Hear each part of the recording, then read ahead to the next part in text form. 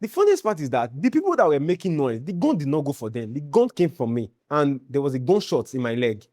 I just stood there like this. I was just praying. I was just praying the gunshot. I was just praying the bullet did not meet to. Close to my leg. I saw the way the bullet hit the ground. Hi, my name is Benjamin Omoede, and this is my story how I survived in Libya. My name is Benjamin Omoede. I'm from Delta State, but I was born and raised in Edo State, West local government, so to be precise. Before the journey started, I was a fashion designer, still an apprentice, but I was almost done with being an apprentice. I came home, that's 2021, to spend the new year, going to 2022 with my parents.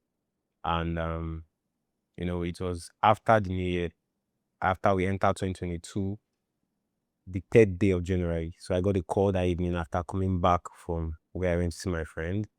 And it was somebody asking if anybody's going to go for that journey.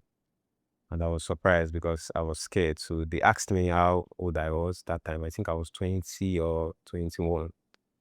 So I was like, you are fit, you can go. So I was scared at first, but I always have this mind to do, big things and just walk around, no places and all of that. So that was why I left. So I think I stayed at home on the 3rd, on the 4th, till the 5th. So on the 5th, I left for Benin. So I got to Benin. I met up with somebody that was supposed to take us for the journey.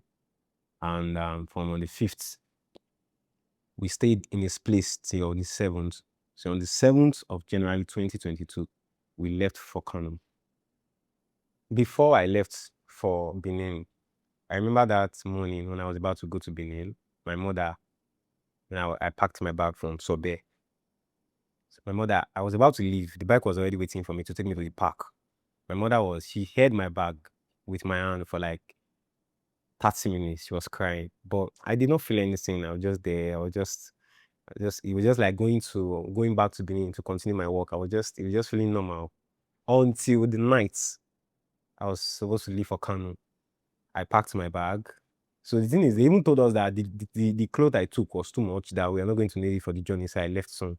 So after packing the bag, I just saw my phone ringing because I took a bonnet. My mother called and she started crying. Now at that moment, I was feeling like I started crying too. They beginning to console me and calm me down, and that was the moment I now knew that, man, I'm leaving. I'm actually going for this journey that I don't know if I'm coming back or not. It was a very, very, very emotional moment for me. I cried a lot until I cried to sleep till I woke up on the 7th in the morning, took my bath, and we started the journey.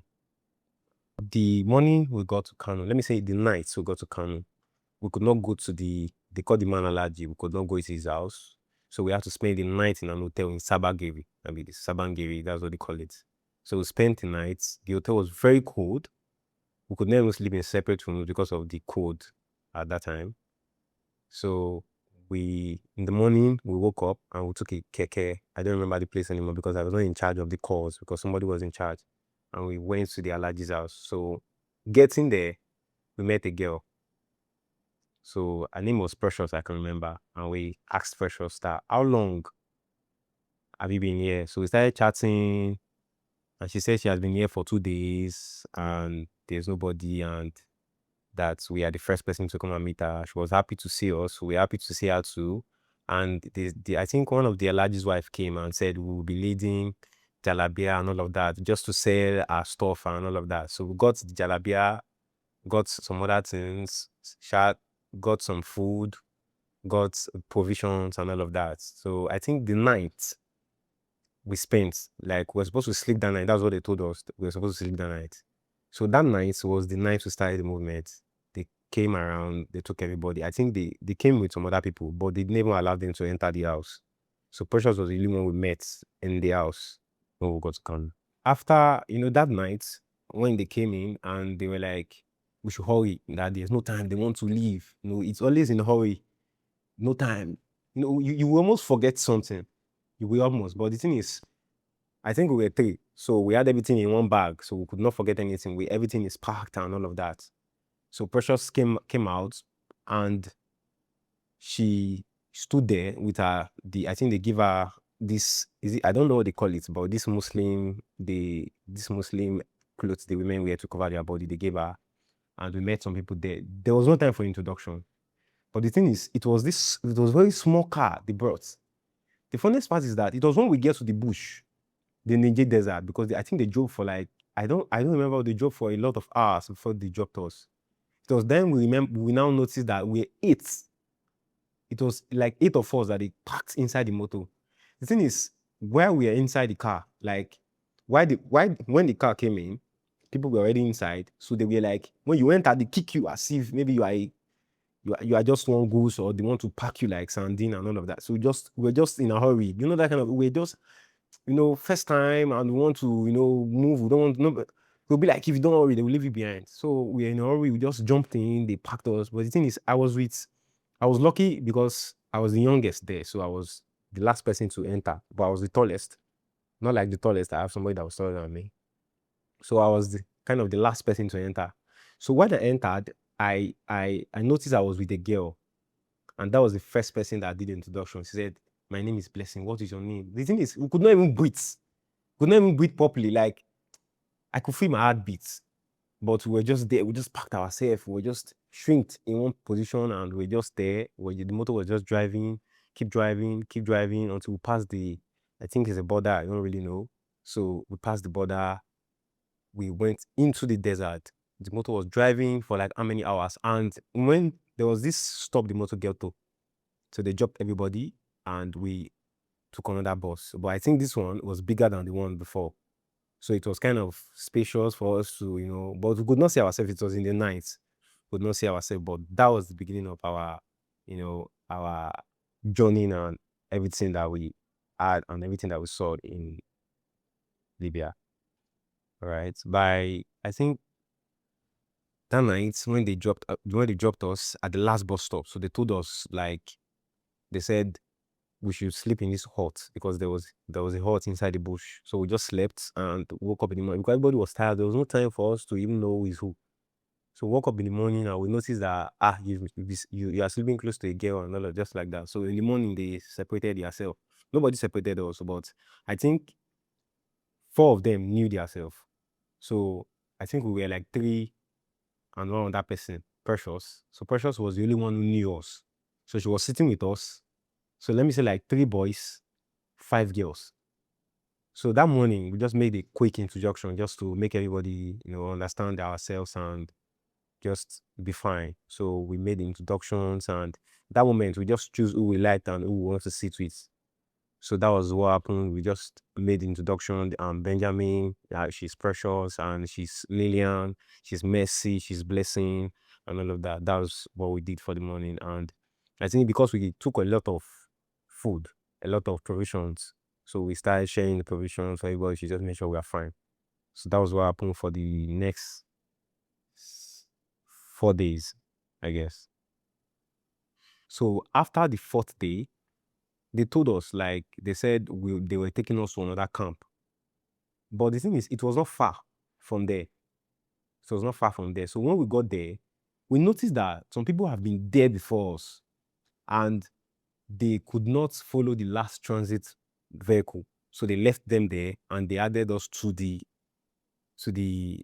I think to the squad that were there before. So we stayed there and we met other people. And I think the next day, some of our friends that we left in Benin, like Lucky and Kizo, they came to join us.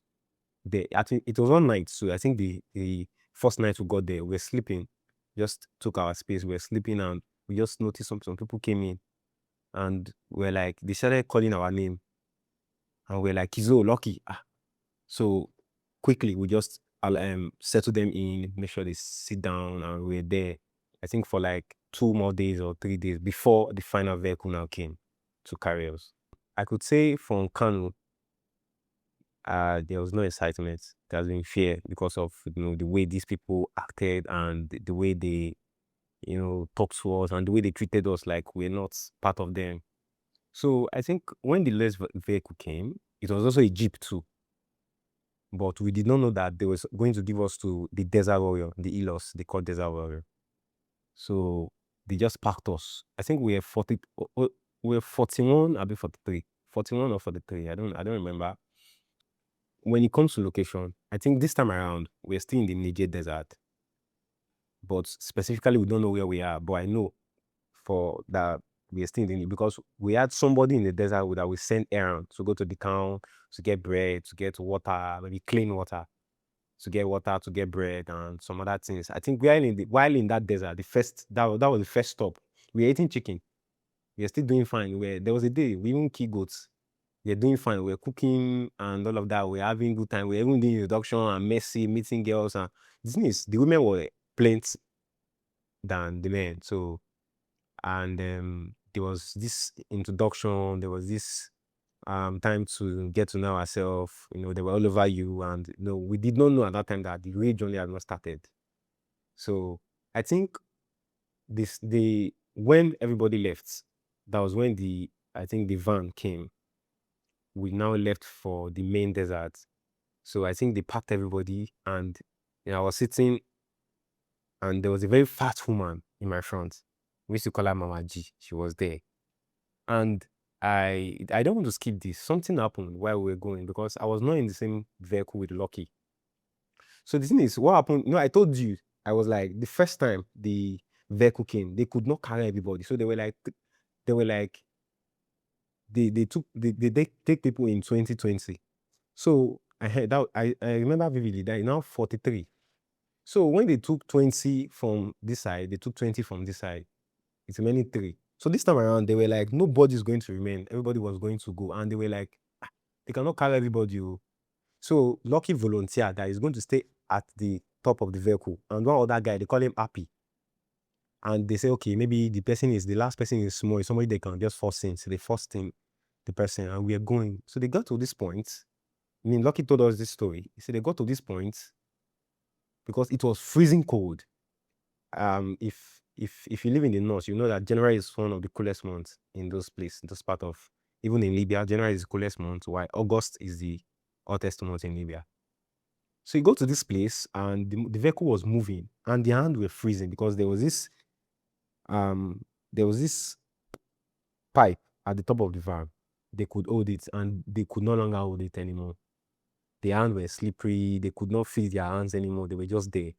And Happy was about to go down. He even told Lucky that, bro, I don't fall, finish. And Lucky heard him. Happy confirmed the story because he said he was already falling off the van. And Lucky heard him and said, bro, you're not going anywhere. This place won't they go, so we'll go together. Lucky held and brought him back to the van till we got to the exchange points, the final exchange points. So when we got to the exchange points, they said, they said, that at that time we're not good in speaking Arab. So they said 2020. So, and that's I think it was Asherin. So 2020. So when we got there, we stood like this. So another vehicle took 19, and the other one took 24. So it was not supposed to be like that, but it was a mistake. But the thing is, they drove to like 1 hour before they noticed, because that vehicle was getting tight. And they noticed that these people, and the man said they are not going to change it because that's the journey, because they pay them per head of the people you take. So I think that was what happened. And that was the first phase of our journey. I think the first day, we could not see anything, but because our eyes were closed and they covered us because at that part of the desert, it was very, very dusty. So just to cover our eyes and all of that, they just covered us, and it was until the second day before they could open us and we could see everywhere. So our driver was kind of calm. Do I say calm? But he don't say much. But the other driver was not calm, and he was a reckless driver. So there was at this point we were going to, he was driving very, very fast. Even when our driver was trying to calm him down, like calm down, show you. He was not having it. And he was driving. The thing is, there's something they do in the desert as a driver. When you drive to an extent, you come down and you look, you observe where you are going to, because this desert, this sand, they form mountains sometimes, and you don't know where you are going to. You feel like, okay, maybe it's going down, but it's not down, it's a cliff, like you're falling down. So I think that was what happened. And when this driver was driving, our driver was trying to calm him down, that wait, calm down. You understand? He was not having it. The thing is, it was on speed and could not hold this brake. And it got to this point that the front tires were off the ground and just the back tires, and people fell off. I know Queen and all of that, they fell off from the vehicle. They were injured, and the driver was just there. They have no sympathy for anybody. I don't know, maybe they have no sign of remorse. They will not show any sign of remorse. They were just there. They will just, the thing is, the only issue is that nothing happens to the fuel and nothing happens to the vehicle. As far as that two thing is not at fault, they are cool. They will just ride off. Maybe even if you lose somebody in the desert, if you ask anybody, or maybe I by the time people see this video and they know people that have been there, if you lost anybody in the desert, they'll give you like 1 hour or 2 hours to mourn your dead and cover them with sand and you move on. They don't wait for you because you lost somebody. They'll tell you halagal, God brought it and God has taken the person and all of that. So there was no sign of remorse that these people almost died. He just told them, yeah. So they just pack up, they were cleaning their body and we were just sad. We were just there looking. We could not help. We could not even come down from our vehicle. We wouldn't try it. So we're just there. We're just looking at them. They pick up their self. They, pack their self in the vehicle again and we started moving. And that was it. When I got to Libya, when I was telling people about our trip, they were like, they don't believe I passed through the desert because our trip was one of the most simplest trip ever. Because I think we spent 6 days in the Niger desert and we spent 4 days, I think 3 days, is it 3 days and 4 nights in the desert? That's the Sahara Desert, and we got to Libya safe and sound. The only time we had something bad was when the vehicle fell and people fell down and they were injured. I think that was the only time. And from there, it was very, very cold all the night. And I could not even sleep sometimes because I was afraid maybe my chest is going to stop breathing and all of that. But it was very, very cold. And we just have little supplies to eat and all of that. Because at this point in time, when we were in the Sahara, our food was almost finished. And at this time, we come together in a group and say, what do you have? What do you have? What do you have? So eat. Maybe today now we are eating your food. Tomorrow they are eating my food and just like that. But at that point, some people were still hiding their food. I remember one guy, we call him Osidikos. He was hiding his gala to this point that they have to call the Arab man. And the Arab man beats him till he brought out his food and we ate it together. So I think one of those nights, we saw scorpion in the desert and we could not sleep. We were very, very, very scared that maybe this place we are sleeping in and scorpion will just come out and all of that. So we were very, very scared. We could not sleep and we're just there. Most of the night, we light up fires, and something I will not forget, the water they gave us at that time is whether the water is bad or the water is smelling of fuel. But we don't have any option. And that time we noticed that when we were drinking the water, nothing was happening to us. We're just fine. Maybe our system was just having it that we are trying to survive. We were just fine, but the water was always smelling fuel, and because the gallons they use for fuel is the gallon they use to get us water. And the water is not good. They said those waters are for camel that are passing through the desert, all of that. And I think the final night we slept in the rock. It was a rocky area. I don't know. I did not understand why there would be a rock in the desert, but we wrote our names in those rocks. I wrote my name Benjamin, my friend wrote his name Good News, Messi, and all of us wrote our name that we were here, just to signify that when people are coming next, they will know that, okay, these people passed through this place. They will not know us, but they will see our names. I think that was the last night we spent in the desert before we got to Libya. So for me, I did not feel anything bad. It's only just because of the sleepless nights and all of that. So that was it. It was in the afternoon. That afternoon, we're driving and they told us that we will soon go to Libya, and we were surprised. We were just there and the drivers were happy.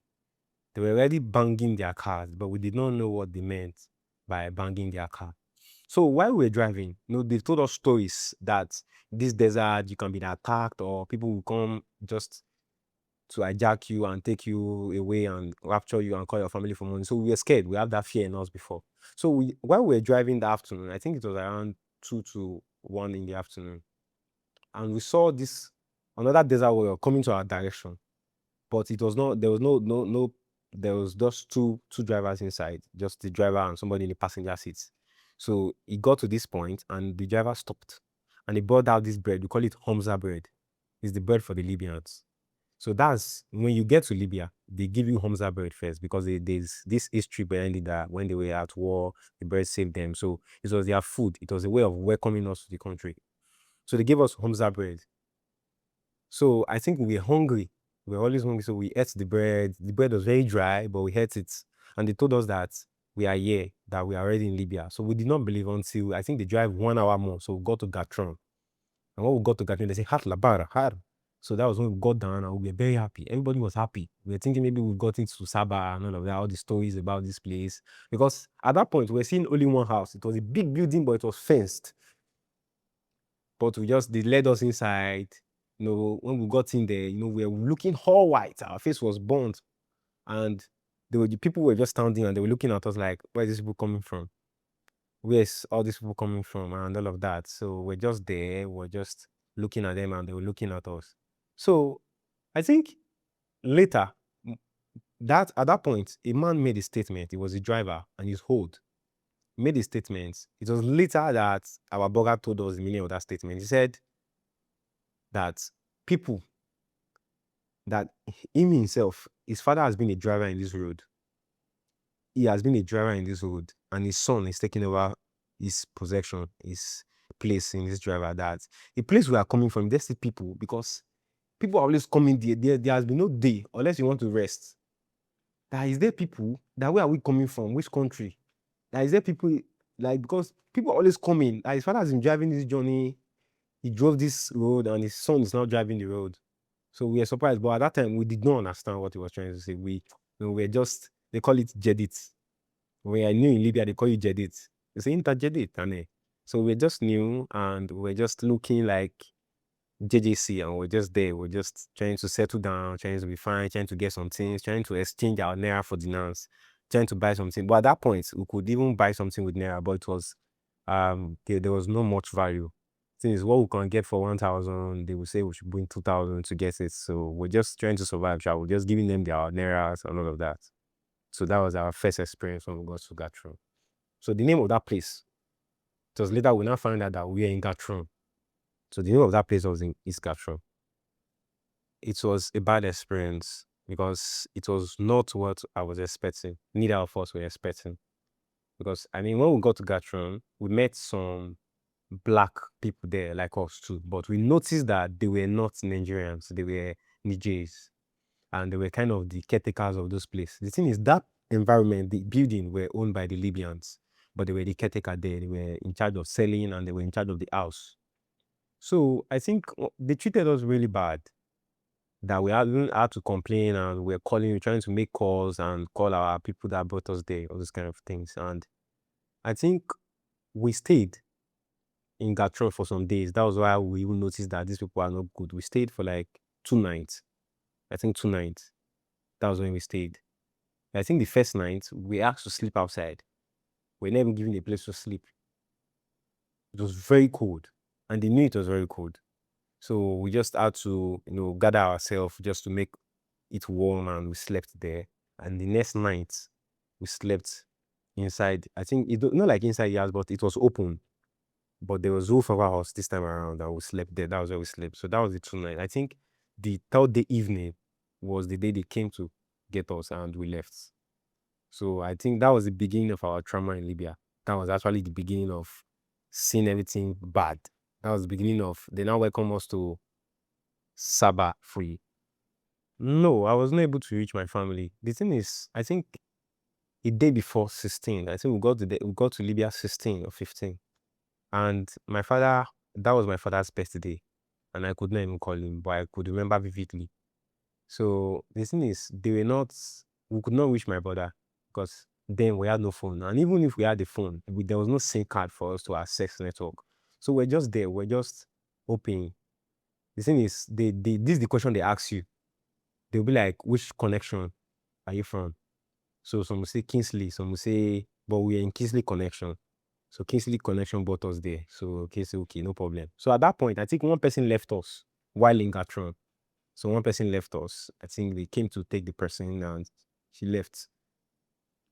So it was at that point we could not, nobody at all was able to reach this to our family until we got to Sabah. So that night, while we were going to Sabah, I was thinking we were going to spend another night again because we're JJC, we're just feeling like, okay, maybe we shall stop, we shall stop. But they brought us to this uncompleted building. It was already roofed, but we just stayed there. I think when they took us from Sabah, it was not dark. So they were like, they're not going to take us into Sabah during the day. The police is going to hold us and they might calabush us and all of that. So they stopped us in that place. We stayed there till the night. And that night they just came, hi, hi, hi, hi.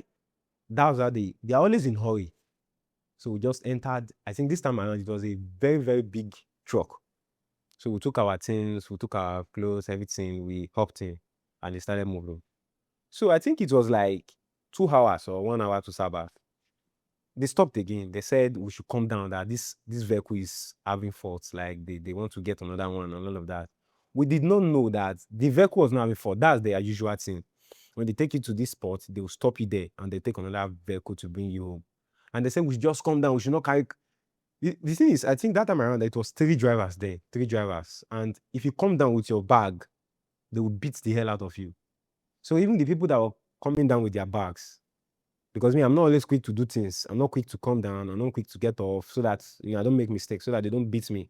Because they beat you with pipe, and it's very painful. They beat you as if they have no relation or human sympathy.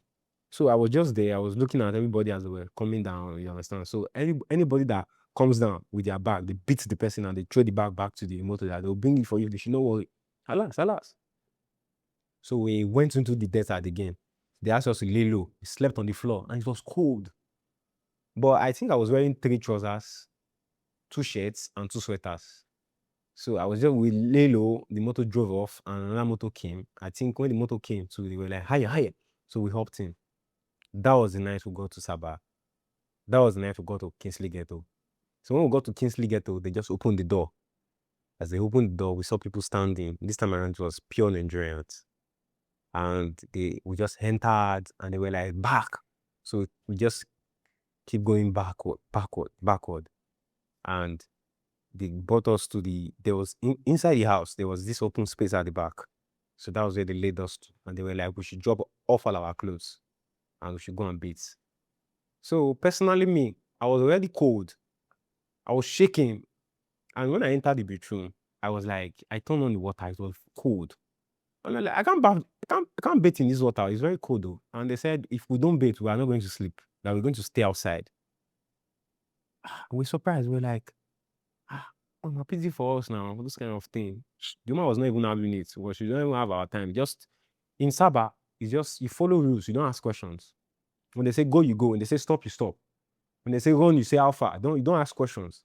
So that was what happened. When we got there, we just, me and Lucky, because Lucky was kind of he was a friend to my brother. So it was like kind of a big brother to me. So he was the person looking out for me in that journey. And he was very tall, huge. And Lucky just off his clothes. Just went into the bathroom. So I just followed him. At that time, we were not even thinking maybe we are naked or not naked. We just went there and the girls were still there. So they said the boys first. So we went to bathe and we just came out. So it was lucky that I even gave everybody else the morale to go and bathe. So everybody went to bathe, came out, we're shaking. And they say, I think we did not. They only gave us few blankets to cover ourselves. They did not allow us to take our clothes. So we slept with our boxers and all of that. And we were later told that they were afraid of Desert Warrior. So I think like it was the other day in the morning that we have to go wash our clothes with hot waters. They have to boil hot water for us to wash our clothes. We hang it there. We're still on shorts. We're still on our boxers. So we just wash our clothes. I mean, nobody said nobody. In Libya, everybody, you can see your father and call him his name. Everybody's holding off. Everybody's okay with how they are living their life, you understand? So, but our place, the place for the boys were private, but the girls for the place were not private. They were just maybe in the parlor and we were in the room. So there was another room. I think that room was used by the woman in charge. That's Mother Kingsley's wife, who call her Mama. And I think the ghetto boss too was sleeping in the same room with us because he's a male ghetto boss. They call him Misha. I can remember his name. But he has a very private place in the room. So that was what happened when we got there at first. When I first got there, I think the first night it was cold, like I said. So everybody just slept and we woke up in the morning. So luckily for us, we met some people, few people, just few people, very few. I think it was 3, 4, 5. Just met them and we made friends. I'm Lucky, Benjamin, like that. Fisher just asked Mishak. And I think the ghetto boys were very strict. He was acting up and all of that. So we just left the guy to do his things and we met the girls too. But at that time, we came in, there were no much access to talking to the ladies because they felt like those ladies are, the woman told us because Madam Kingsley was friendly to the male than to the ladies. So she told us that morning because she came to check up on us. I think that was the morning they gave us food. They cooked rice and everything. So they told us that you see these girls, don't give them chance so that today, tomorrow, they will come and take them and they will take them out of this place. So we make friends with the but we knew the girls. So in the morning we went to check on those girls that we came together with. So I think we spent the whole day together, getting to know ourselves. We sat down, we were talking, and they just left us to do our thing. So I think it was the next day, very early in the morning, there was this person I met there. I met in this journey. Her name was Ruth. Very different from every other girl. So I was very close to her, kind of like her a lot, and we're very close. So I think that morning I just woke up and they told me Ruth was gone. I was like, are you serious? It was my brother that told me that Ruth was gone. So I woke up myself. I said, let me go and check because he might be playing with me that Ruth is gone. So I went to check myself and Ruth was not there. So I now asked the ghetto boy, I say, Alpha, what's up? Get one girl when we gather come, her name na Ruth. She don't come out. He said, yeah, see the bugger don't go carry them. You understand? So while I was still there, that was 2 days after we came. While I was still there, they also came to collect some girls. The thing is, after the ghetto, because they call it ghetto, after Kingsley ghetto, there was this other ghetto. I don't remember the name. The guy was also in charge. He also has some passengers. They call us passengers at this time with Madam Kingsley in Kingsley ghetto. But this guy was not buoyant enough to own his own name. But Kingsley has his own name, like he's well known. So they add his passenger to Kingsley passengers. So that morning they came to collect his girls and all of that. So they went to feed them and take care of them because mostly he has mostly girls for what they do, trafficking and all of that. So they came to collect the girls and I was very, very, very emotional that one because I could not see, there was no even time to say goodbye or I'm going to see you again. So I asked the boy, I said, can I send a message to where she is? And they were just laughing at me like, didn't you know where you are? I said, no. I say, I just want to know if I can send a message. I mean, if she has a phone, if I can call somebody there. So they said, no problem. They said, don't worry. One of these days you will go and meet her and you'll see where she is. So personally myself, I spent a month and 2 weeks in Kingsley Ghetto. And that a month and 2 weeks, I think at first, maybe the first 2 weeks, it was very tight for me. I could not find my way around it. And it was very hard until just, like I said, Madam Kingsley was very friendly to the boys more than the girls. And there's something about me, I gain favor when it comes to people. I know before you know we are friends and all of that. So I gain access to Madam Kingsley. She has somebody that was working in her shop, we call her Auntie Glory. So me and Glory were very close friends at this time around, maybe like going to 3 weeks, 4 weeks, very close. And when Glory wants to go to work, she'll be like, what can I get for you when I'm coming back? So we were friends and I know my way around the ghetto. Even to the point that when passengers were coming in, we'll be the ones to welcome them, to tell them what to do, to treat them, to let them know that you put your clothes out, you take your baits. At that time, it was normal for us to see a girl bathing. It's nothing.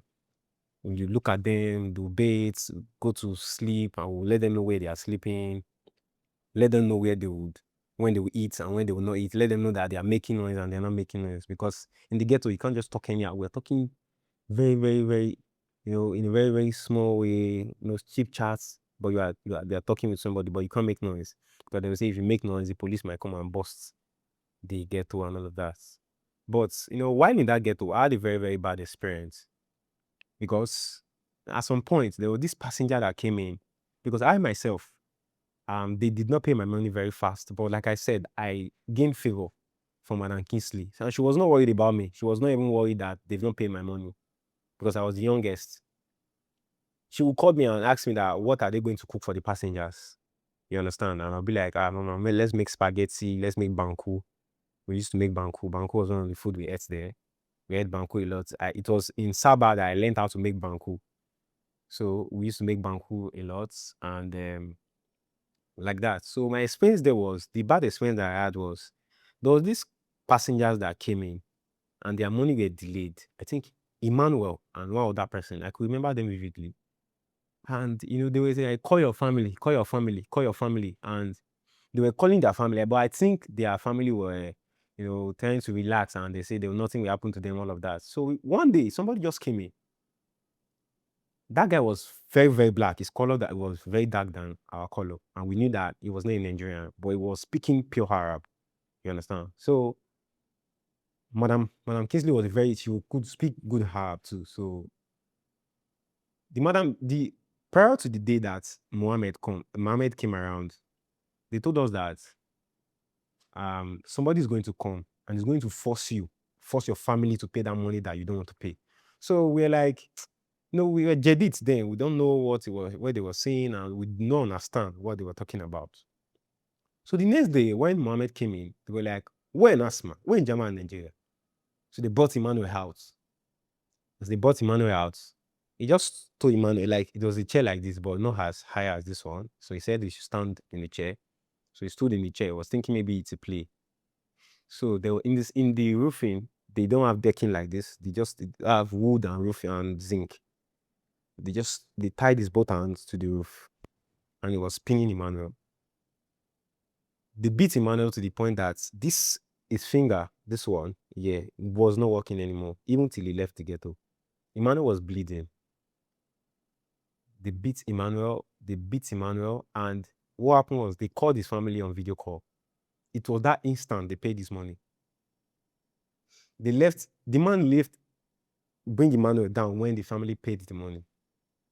And every other person, I think Usaro and more other people, but me too, I was shivering, but I was not worried. It's not like I was shivering, but I knew that it will not get to my turn because the thing is, I think I've already paid a little, but Emmanuel has not paid at all. So that was why his journey was like that. They beat that boy. He was bleeding all over his body. I think when they dropped Emmanuel, he could not even stand. He could not even sit down. He was shaking. His back, his leg, everywhere was broken with pipe, iron. And I think other people were standing, like Osaro, some other people that were standing there, and they gave them phone. Everybody, they started calling their family. Osaro was crying, was calling his sister that, please send my money, they're about to kill me, like that. And they were really traumatized with that experience. And after that day, somebody told us a story. He said there was one guy that used to come there to the person that used to take that position of Mohammed before. That position, Mohammed took over his position. That when that guy comes around, he don't beat you. He will just shoot your leg or shoot your hand or shoot any part of your body. He comes with gun. So that day he came around and there was this person. So after trying to shoot the person, it was not working. He shot the person. The gun did not answer. He shot the person again. The gun did not answer. This person puts the gun on his head and shot it, and the gun answered. That was how the guy died. The Libyan guy that was in charge of collecting money before Mohammed came in. But Mohammed was not using that pattern. His own was just trying to beat the person and all of that. It was. I think that day nobody ate in the ghetto. Everybody was silent. Nobody moved. Even those girls that were walking around that they want to go and use their cell, want to use the toilet, want to pay. Nobody walked around. Everybody was quiet. Everybody slept. We're so scared that, even when Emmanuel, and after they dropped Emmanuel, they asked him to go to the bedroom and bathe. He bathed, he went inside, he slept, and that was how everybody slept. Nobody ate, nobody asked for food. Even when Mama came to look for me, I was nowhere to be found. I was just sleeping, and they just did not, talk to me or anything. So that day gave me a very, very bad experience in the ghetto. And, at that point, I wanted to leave, but Madam Kisley was treating us very right. Like, apart from, if you are not owing money, you're a very good person. So at that point, there were some girls that they brought there, they deceived them. A lot of girls, I could say 98% of the girls that were brought to Libya were deceived. That, okay, you are coming to Libya, you are coming to they will never tell them they are coming to Libya. They will be like, they are taking you somewhere, and they are taking you to Dubai. And when you get to, don't worry, just go to Kanu. From Kanu, they will take you through the flight, or they will take you from one day. From there, that's when you take flights. I could name a number of them that thing has happened to.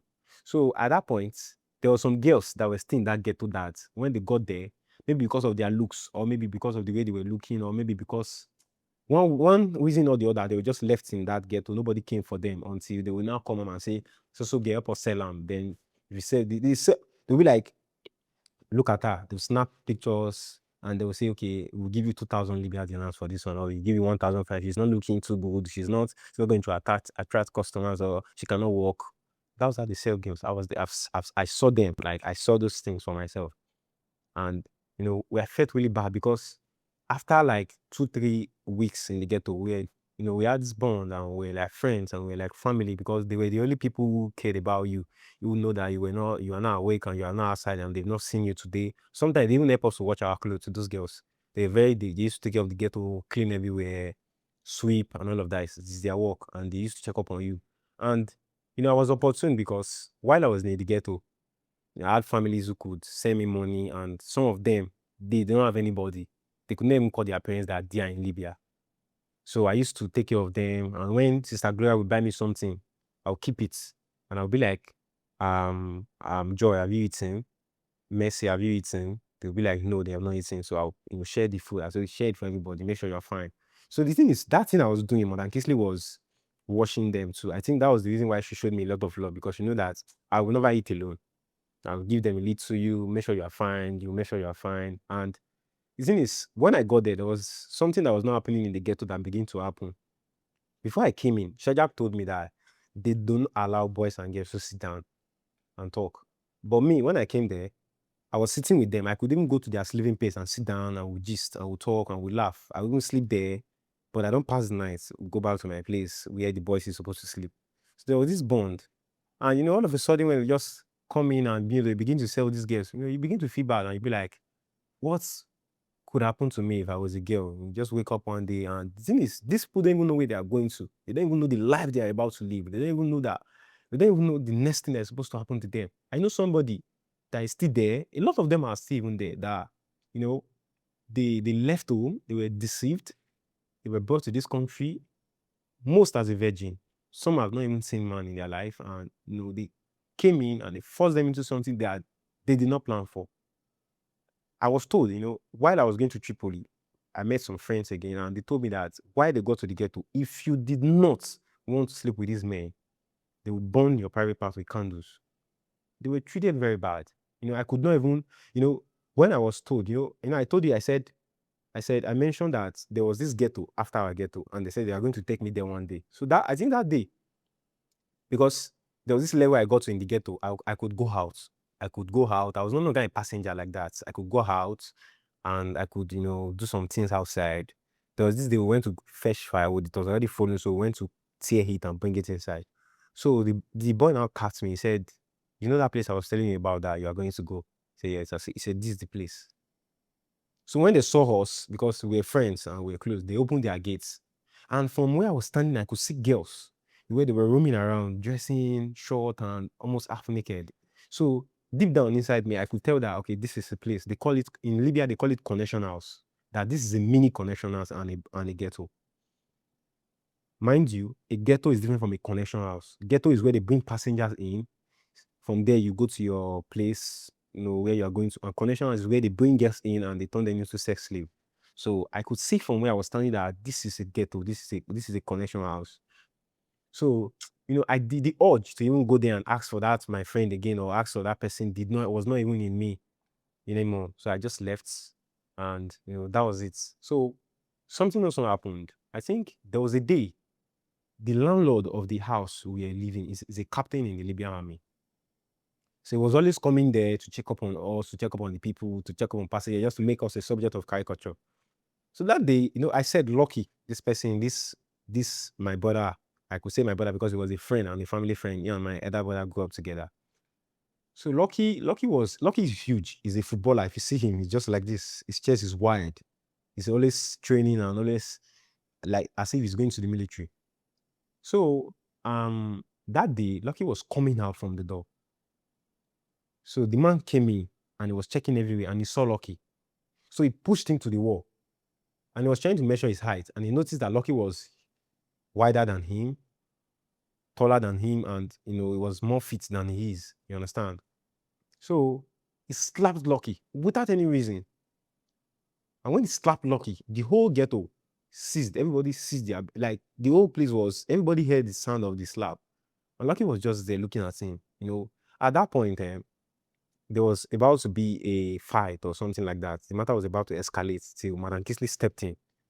I was trying to tell him that halas, Modi halas. I was trying to tell him to calm down, to relax. You understand? So after slapping Lucky, he was still there, he was looking, he was waiting for the reaction. I think that was why he did it. And Lucky did not move. So I think Madam Kisley spoke English for Lucky that leave him, he's the landlord. Don't worry, don't act anything, you understand? So Lucky was just there, was still standing. He did not move. And he asked Lucky to shake him. So Lucky did not shake him. I think his hand was like maybe like 30 to 15 seconds there. And Lucky finally shook him. So when Lucky finally shook him, he cleaned his hand in his clothes. And we're all looking at him. But later, that guy now he was now the one. I think that guy was the first person to take me out of the ghetto. Because I don't know, but we're just close. He came to take me out of the ghetto, took me to his place. My Madam Kitty was even scared. There was a day he took me out. We stayed long for like 5 hours. And Madam Kitty was calling him that, where is this boy that you took? Are you going to take him? He said, no, that we're in town. He took me to town and he asked me that, what are they calling this? Because he used to speak little English. So what are they calling this in my language? I'll say, this is dog. You say Caleb. I know Caleb. If you heard of it, Caleb. What are they calling chair? What are they calling this? So I entered this car. I think I went out with him like 3 times. And then whenever I'm coming back, he get me fruits, food, and all of that. So I was very close to him before I left the ghetto. But I stayed a month and 2 weeks before I left the ghetto. So I think that was the whole part of the ghetto story and all of that. But I really kind of enjoy my stay with the help of Madam Kisley and Sister Gloria and my friends in the ghetto. And some little people I met there that when I was leaving, I was beginning to miss them. So I did not expect that the hardest part of the journey is just about to start. So I think that was the night I left Sabah. So when we left Sabah, we were still in Sabah, but they took us to that place. So they kept us in this house, very dark. And when we get there, they will be like, bring money. So the thing is, Madam Kisley told us before we left, because like I said, let me number my crew. We're like these 5 people that met in Benin before we left. So it was me, my uncle, kind of my uncle, we call him coordinator, Good News, Lucky, and Kizo. So Kizo has been in Libya before. He's our burger. He has been in Libya before. He came back to Nigeria, and this is second time going to Libya. So Lucky was my brother's friend. Good News was my friend I met in Benin, and we became very, very close friends. Coordinator and me. So the thing is, Kizo and Good News has already left to Tripoli. They were the first people to leave, to go and maybe rent a place. That's what they told us, rent a place so that they'll settle and we'll come in. So it was remaining me, Coordinator, and Lucky. So we're these last people to come to Tripoli. So it was our journey to Tripoli. So when we got to that house, man, Gibbsley told us before we left. So he gave them like, take care of Benjamin, and when you get to any place, don't pay any money. I've paid every money for you. You understand? I've paid every money. I make sure you don't pay any money. But the thing is, he gave us dinner soup. Just to make sure maybe we are hungry, we can get something and all of that. So when we got there, when we got to the house in Sabah, they searched us. And they took all the money from us. First of all, they came, they were like, we should bring I'm saying dinner. Like, we should bring money and all of that. We say we don't have, because she has already told us. So when they noticed that these people they don't want to bring money, they just asked us to come one. So they start searching us and they took all the money we had in our pockets. So that night, when they took us, while I was coming, people say they experienced soldiers in the desert, but I did not experience any soldier in the desert. It was a smooth journey till I got to Libya. But while I was going to Tripoli, the first stop, there was a military checkpoint there. They asked us to bring money again. So at that time, people were not having money, but some people hid money in their boxers, in their trouser holes, and all of that. So they bought out money. But me, I was just there. I was just inside the. But this time, and it was tighter than the vehicle I entered from the desert. But I was just there. I was just trying to manage. So the thing is, while I was in the back, there were some girls in the back, very fine young girls. I think I remember Peace and one other person. So they took them from that back. They took them to the front just because they wanted to molest those girls. And while we were driving and we're going. And before we knew, we noticed that the motor was waving. The vehicle was waving. That was the desert way. It was waving. And we did not know why. So before we knew again, we entered a hill and the motor tumbled. I fell down. Blood was coming out from my nose. I passed out. I was just there. And it was, the thing is, I could feel that they were drawing me. And, my brother started pressing me and I woke up. And they were like blood all over my nose. I didn't even know where I was and all of that. So, but I could remember vividly that Peace and the other girl, they knelt down and they were thanking God. So I was like, what's happening? Why are these people thanking God? What's happening? You understand? The funniest part is that while the motor tumbled, I fell down. So my people came to, because Lucky and Coordinator, they were quick to jump down. Lucky was very active. So he jumped down. He did not fall, just like I fell down. So the motor turned once. So they've already carried me. And that once it turned, it was in the sand. Somebody's head was under the car already, because the person fell and the car fell on his head, but he did not injure. He just buried in the sand. The motor turned again.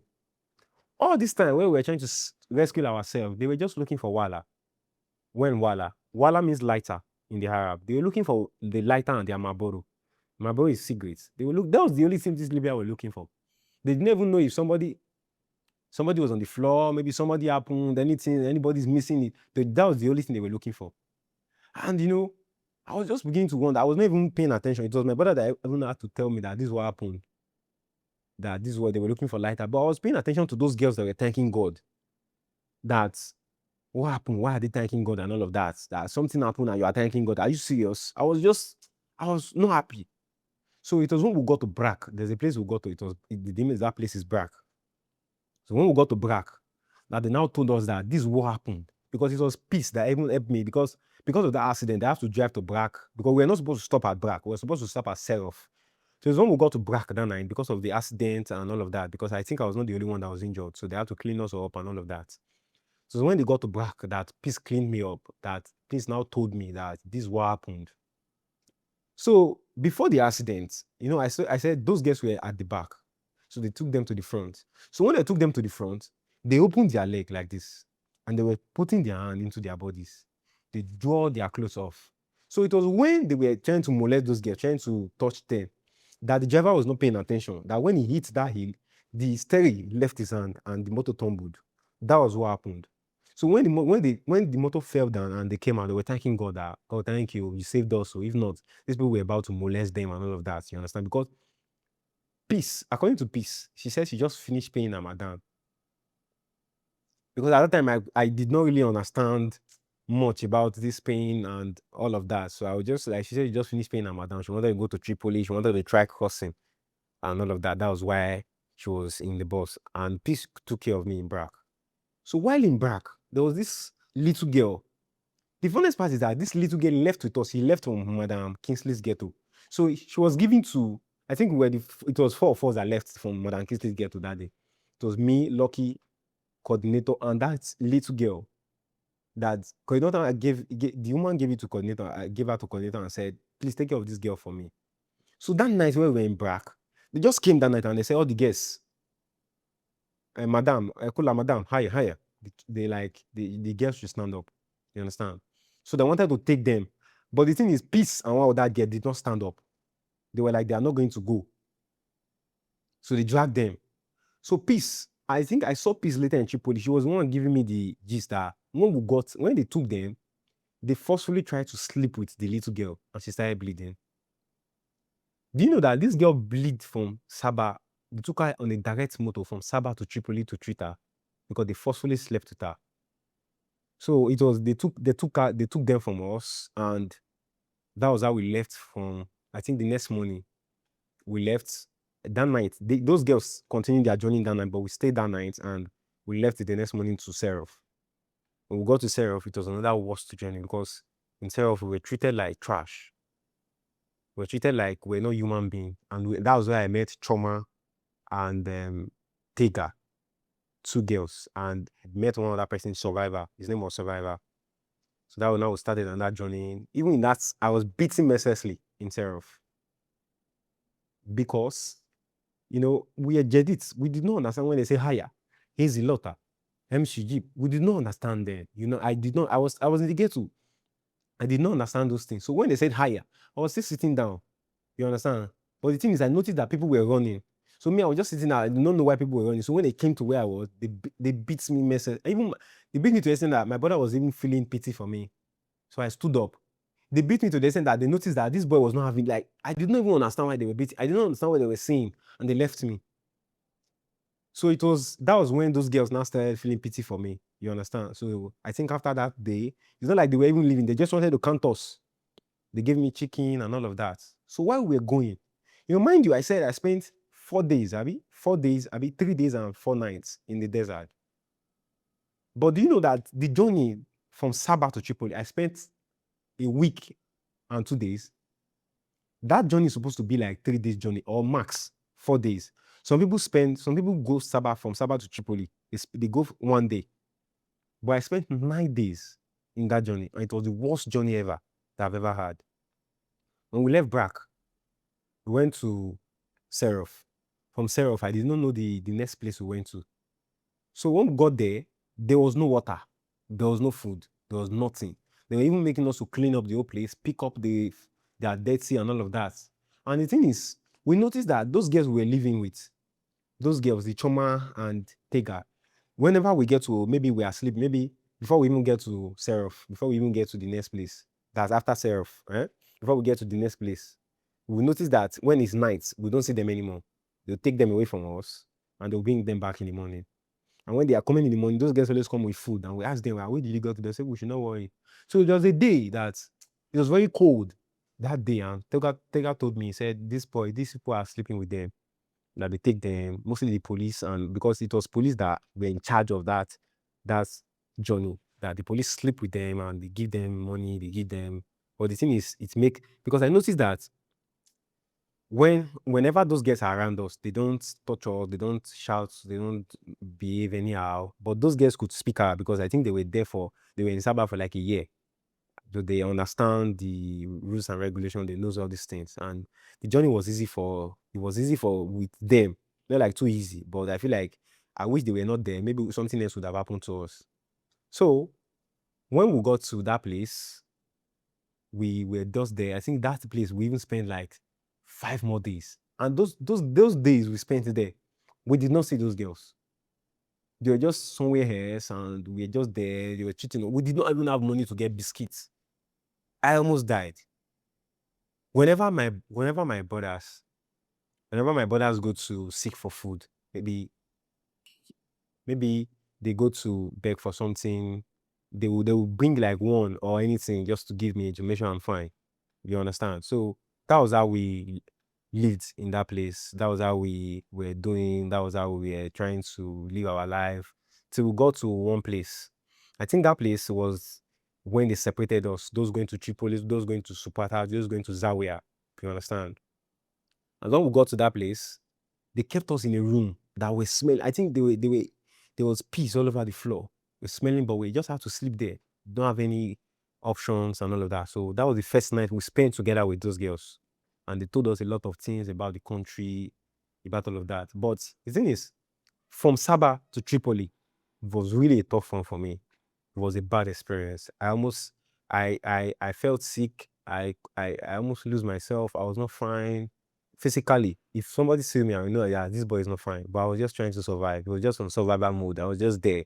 I was just living my life. I was just praying to God on a daily basis. I was just praying that my mother her prayer just work out for me. I don't die because I know that I would not die in this journey. I was just there. I was just trying to survive to go to Tripoli.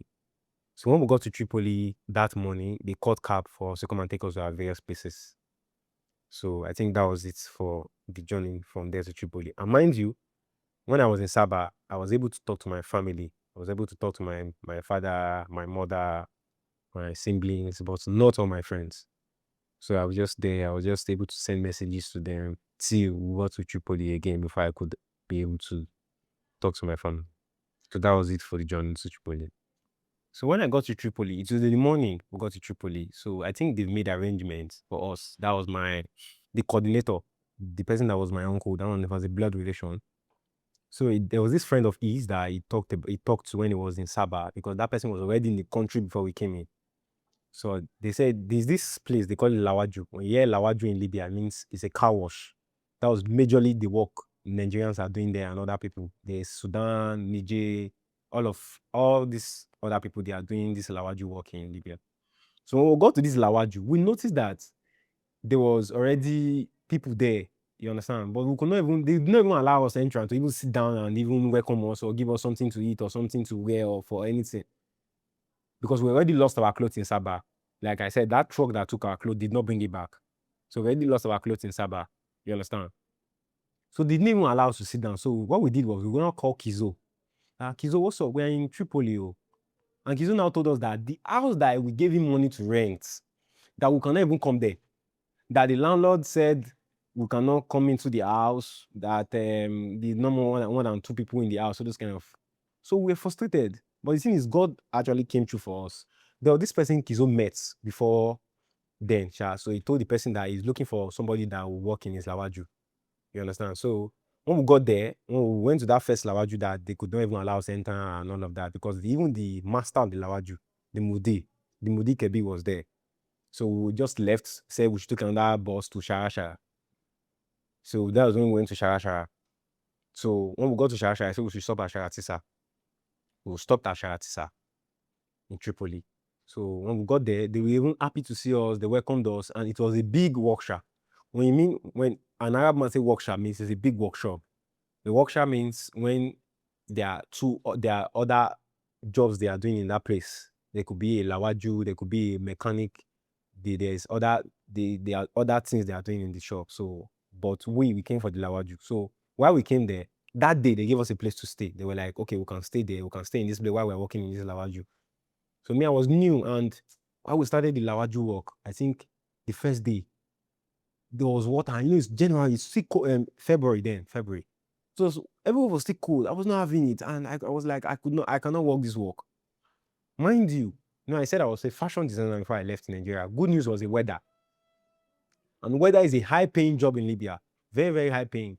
Luckily for us, the workshop we got to, before Kizo met the person that was looking for the people that wants to work in his Lawaju, he met some people, the man that wanted somebody to come and wear this workshop, because they were still building the workshop there. We are the people that build the workshop from ground level to top level. So I was kind of the co-host to the weather. So they call it Osta Laham. Laham means weather. So good news was the hoster Laham. So I was the co-host. You understand? So the first day we got there, so the man was looking at me, so he called me Bobino. When an Arab man say Bobino, it means small, but so I was the smallest. They say Inter Bobino. When? I say Inter German Nigeria. And they could speak little Arab, like where we came from and all of that. So they treated us well and all of that. So the first day I worked in the Lawaju, and the rest days I was like, I'm not going to work again. So good news came from Shara to come and meet us in Sharatisa. It was not far. It was like a 5-day journey. So to come and meet us in Sharatisa and said he wants to join us to start working. So when he got there, they now introduced him to the man that was looking for, we call him Modi Akim. His name is Akim. When we got there, so they introduced him to Akim, that Akim was going to be working with you. So he now told me that I need somebody that I cannot be doing this work. And that was when I started working with Good News. So I left them in the Lawaju. So it was Lucky, coordinator, and Kizo that was in charge of the Lawaju. So they were taking care of it. They were working, and me, I was working with Good News. But I made more money more than them, because the money I would make a day with my hoster is more than the one they will make for 1 week. So we're working, we built. So the man now noticed that this boy was not just good, he was a professional. Good News was very good when it comes to wedding. So we're working with him, he was very happy. He gave us a place. He even told us that it was because of us that he gave out this place. So they gave us a bed, we just started the life, they gave us a kitchen and all of that. So we're doing our thing. We're just there, we're just working for months. in Tripoli. So while in Tripoli, while in Sharatisa, we used to go to Shara. That was when we started knowing um the places Sharatisa, Shara, Medina, and all of that. So while we were working with Akim, that was when we learned how to speak Arab. That was when, because there's one thing about the Libyans, they don't learn your language, they teach you their language. And because they know that even if you want to communicate with them in English, they'll tell you that English is not good. They'll tell you that Arab, me. So they taught us their language, and they taught us their money, they taught us their numbers, and little by little, we started learning, and before we know, we begin to speak their languages like we were part of them. So I think that was how we survived in Tripoli before we thought of leaving Tripoli. And the thing is, while we were working with Akim, so sometimes some of his friends come around and they see the way we work, they see the kind of work we do, and they're interested, and we'll be like, they just have small thing in their shop, we should go and help them to work it. And Akim will be like, okay, they will bring us tomorrow. So while we're there, so Hakim will tell us that these people, his people are not too good. That if we price the money, that we tell them how much we are going to wed this thing, we should leave him to do the pricing. That we should just maybe we are wedding this thing, we'll now say, um, um, um, I've forgotten these numbers. Maybe like we say 400 dinars. So when we say 400 dinars, we leave Akim to do the pricing and say, okay, maybe we cannot pay 400, we'll pay 200. You understand? So that was some kind of things that we noticed there, because these people were not happy because they feel like we are coming to their country and we are charging them. So even if after the work, when they are about to pay us, we don't collect the money. Akim will collect the money and he will owe the money. So it will take us away. Maybe we are even going back home and he will give us the money that these are our money. Because if you leave these people, that they will come and find us, they want to collect this money. And in Libya, there's a lot of gun. It's normal for you to wake up in the morning and see gun. They carry gun everywhere they go. They say for self-protection.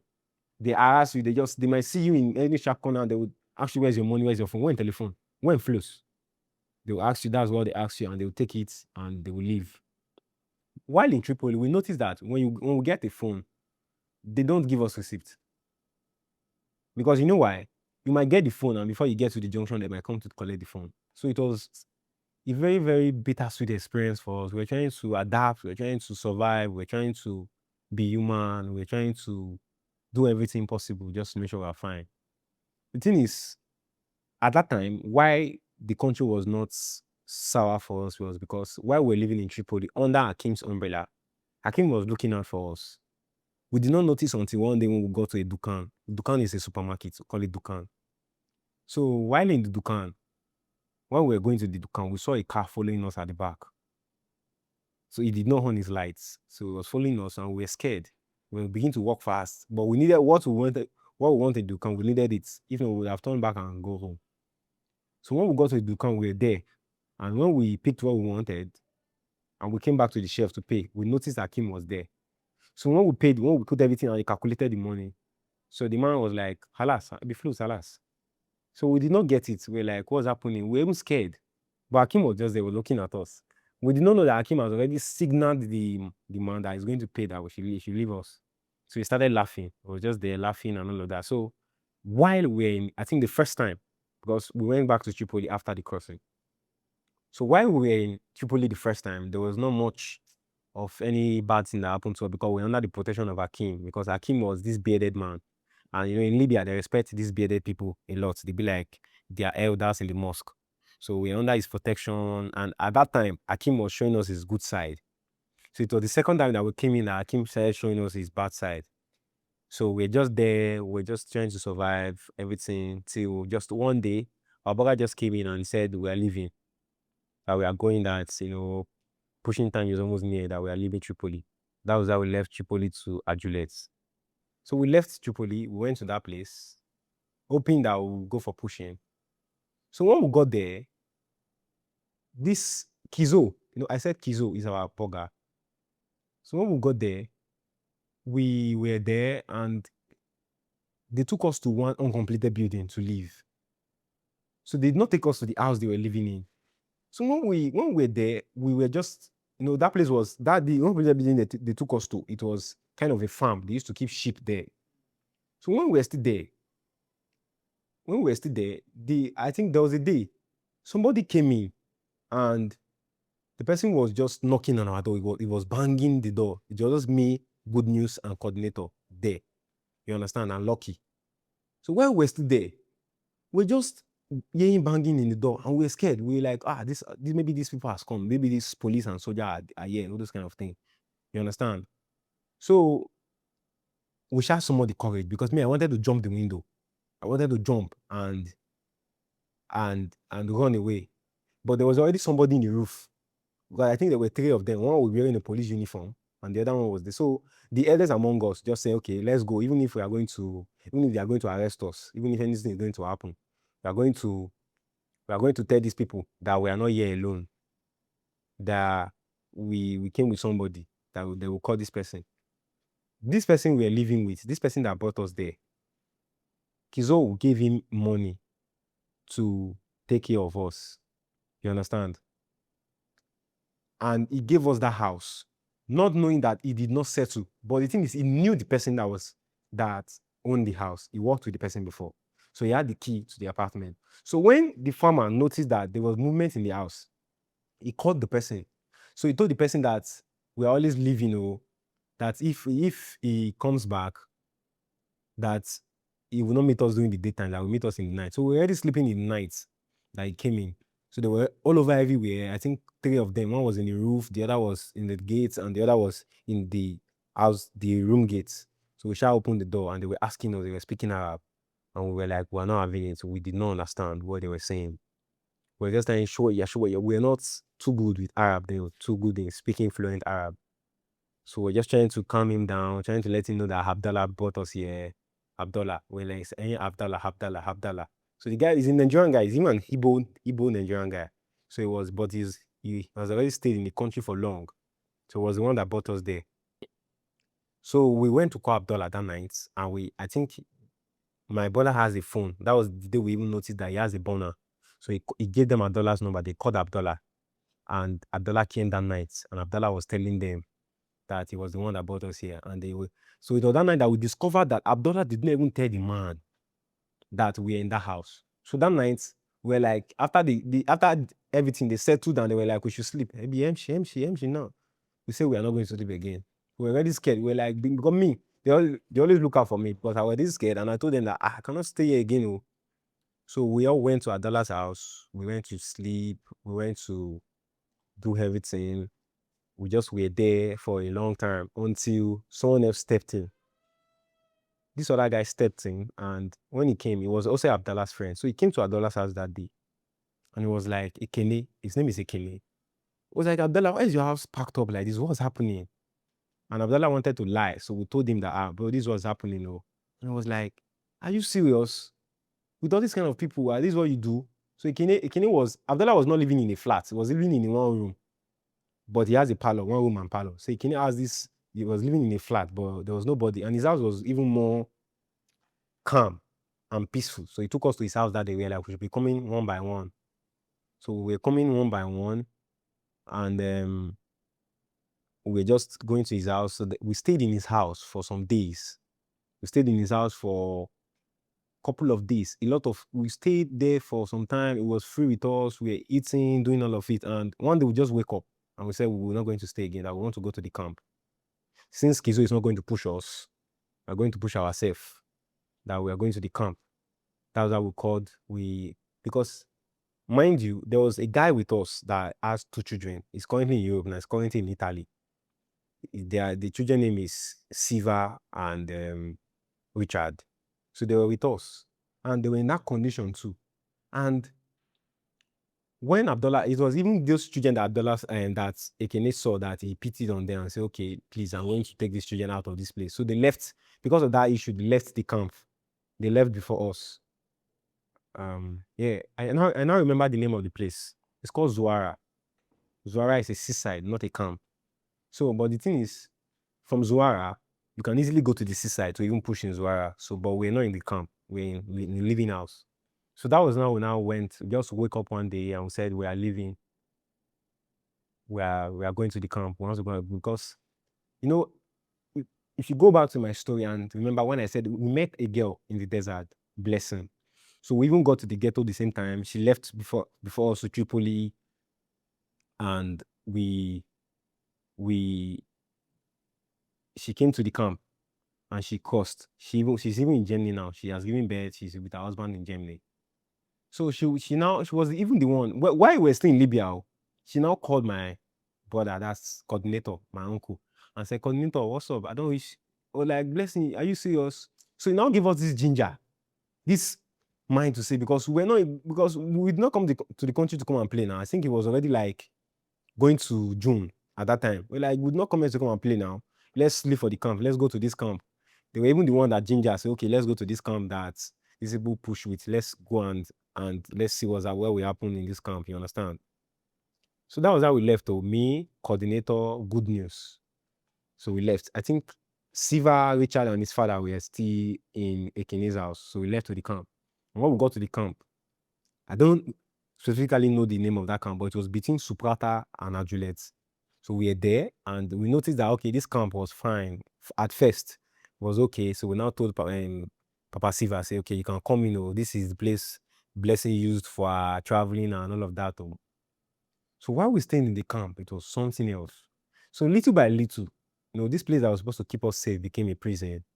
Became one place we could not walk out of. We could not live freely. There was fear every day. We could not even sleep in the night. This night they are shooting gun. The next night they are doing things. And there was this bad habit the Nigerians brought to this camp. They were cultists in this camp. We begin to notice that they were beginning to have this secret organization in this camp, and they were beginning to have meetings. There was this drink they called Libya Ogogo and Ashish.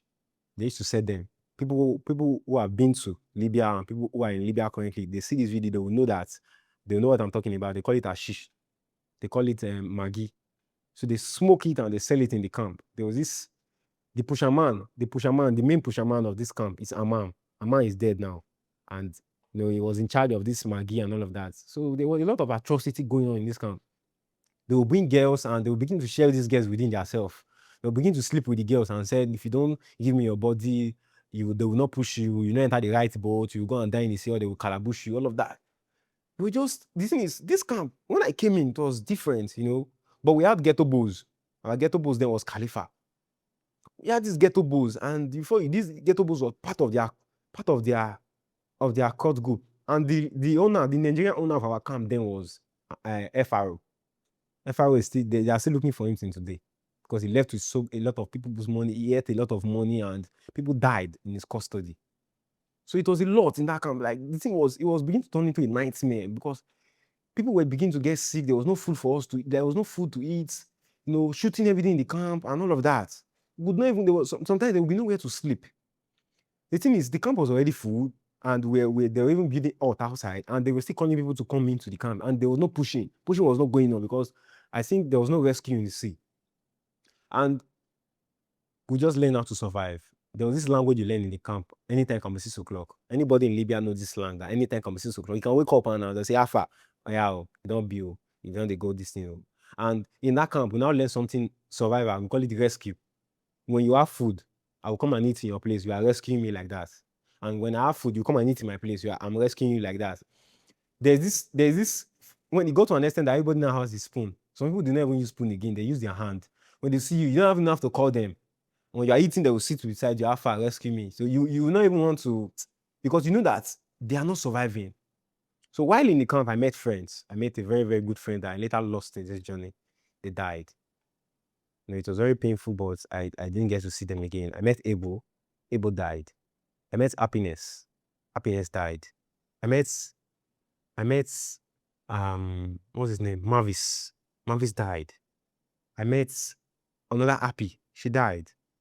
I met who again? Numbers of them, they died in the sea. They just died. They just, one thing. I'm going to get there, but one thing or the other happened to them. But I met them in the camp. A lot of people, a lot of things like that happen in the camp, where even the boys were molested just because they don't want to be a member of the court group. But while in the camp, I was beginning to wonder that are we actually the problem of ourselves, or these people, or we are actually these people are actually our problem? Because I don't see any reason why you will come to the camp. You left Nigeria and you come to the camp and you are now starting a cult group. You're now starting a secret society. You're not trying to initiate people that are not initiated from their place, from Nigeria. You're not trying to initiate them. I used to know the name of the courts, but I don't want to call them just because I don't want issues. You understand? So that was why I'm leaving the name, because I know them, I can call them. But they were just there. They were just holding their meeting in the night, and they'll come and meet you. But the thing is, they could not meet me because I had somebody. Mind you, I said, Lucky did not follow us. He was still in Zuara.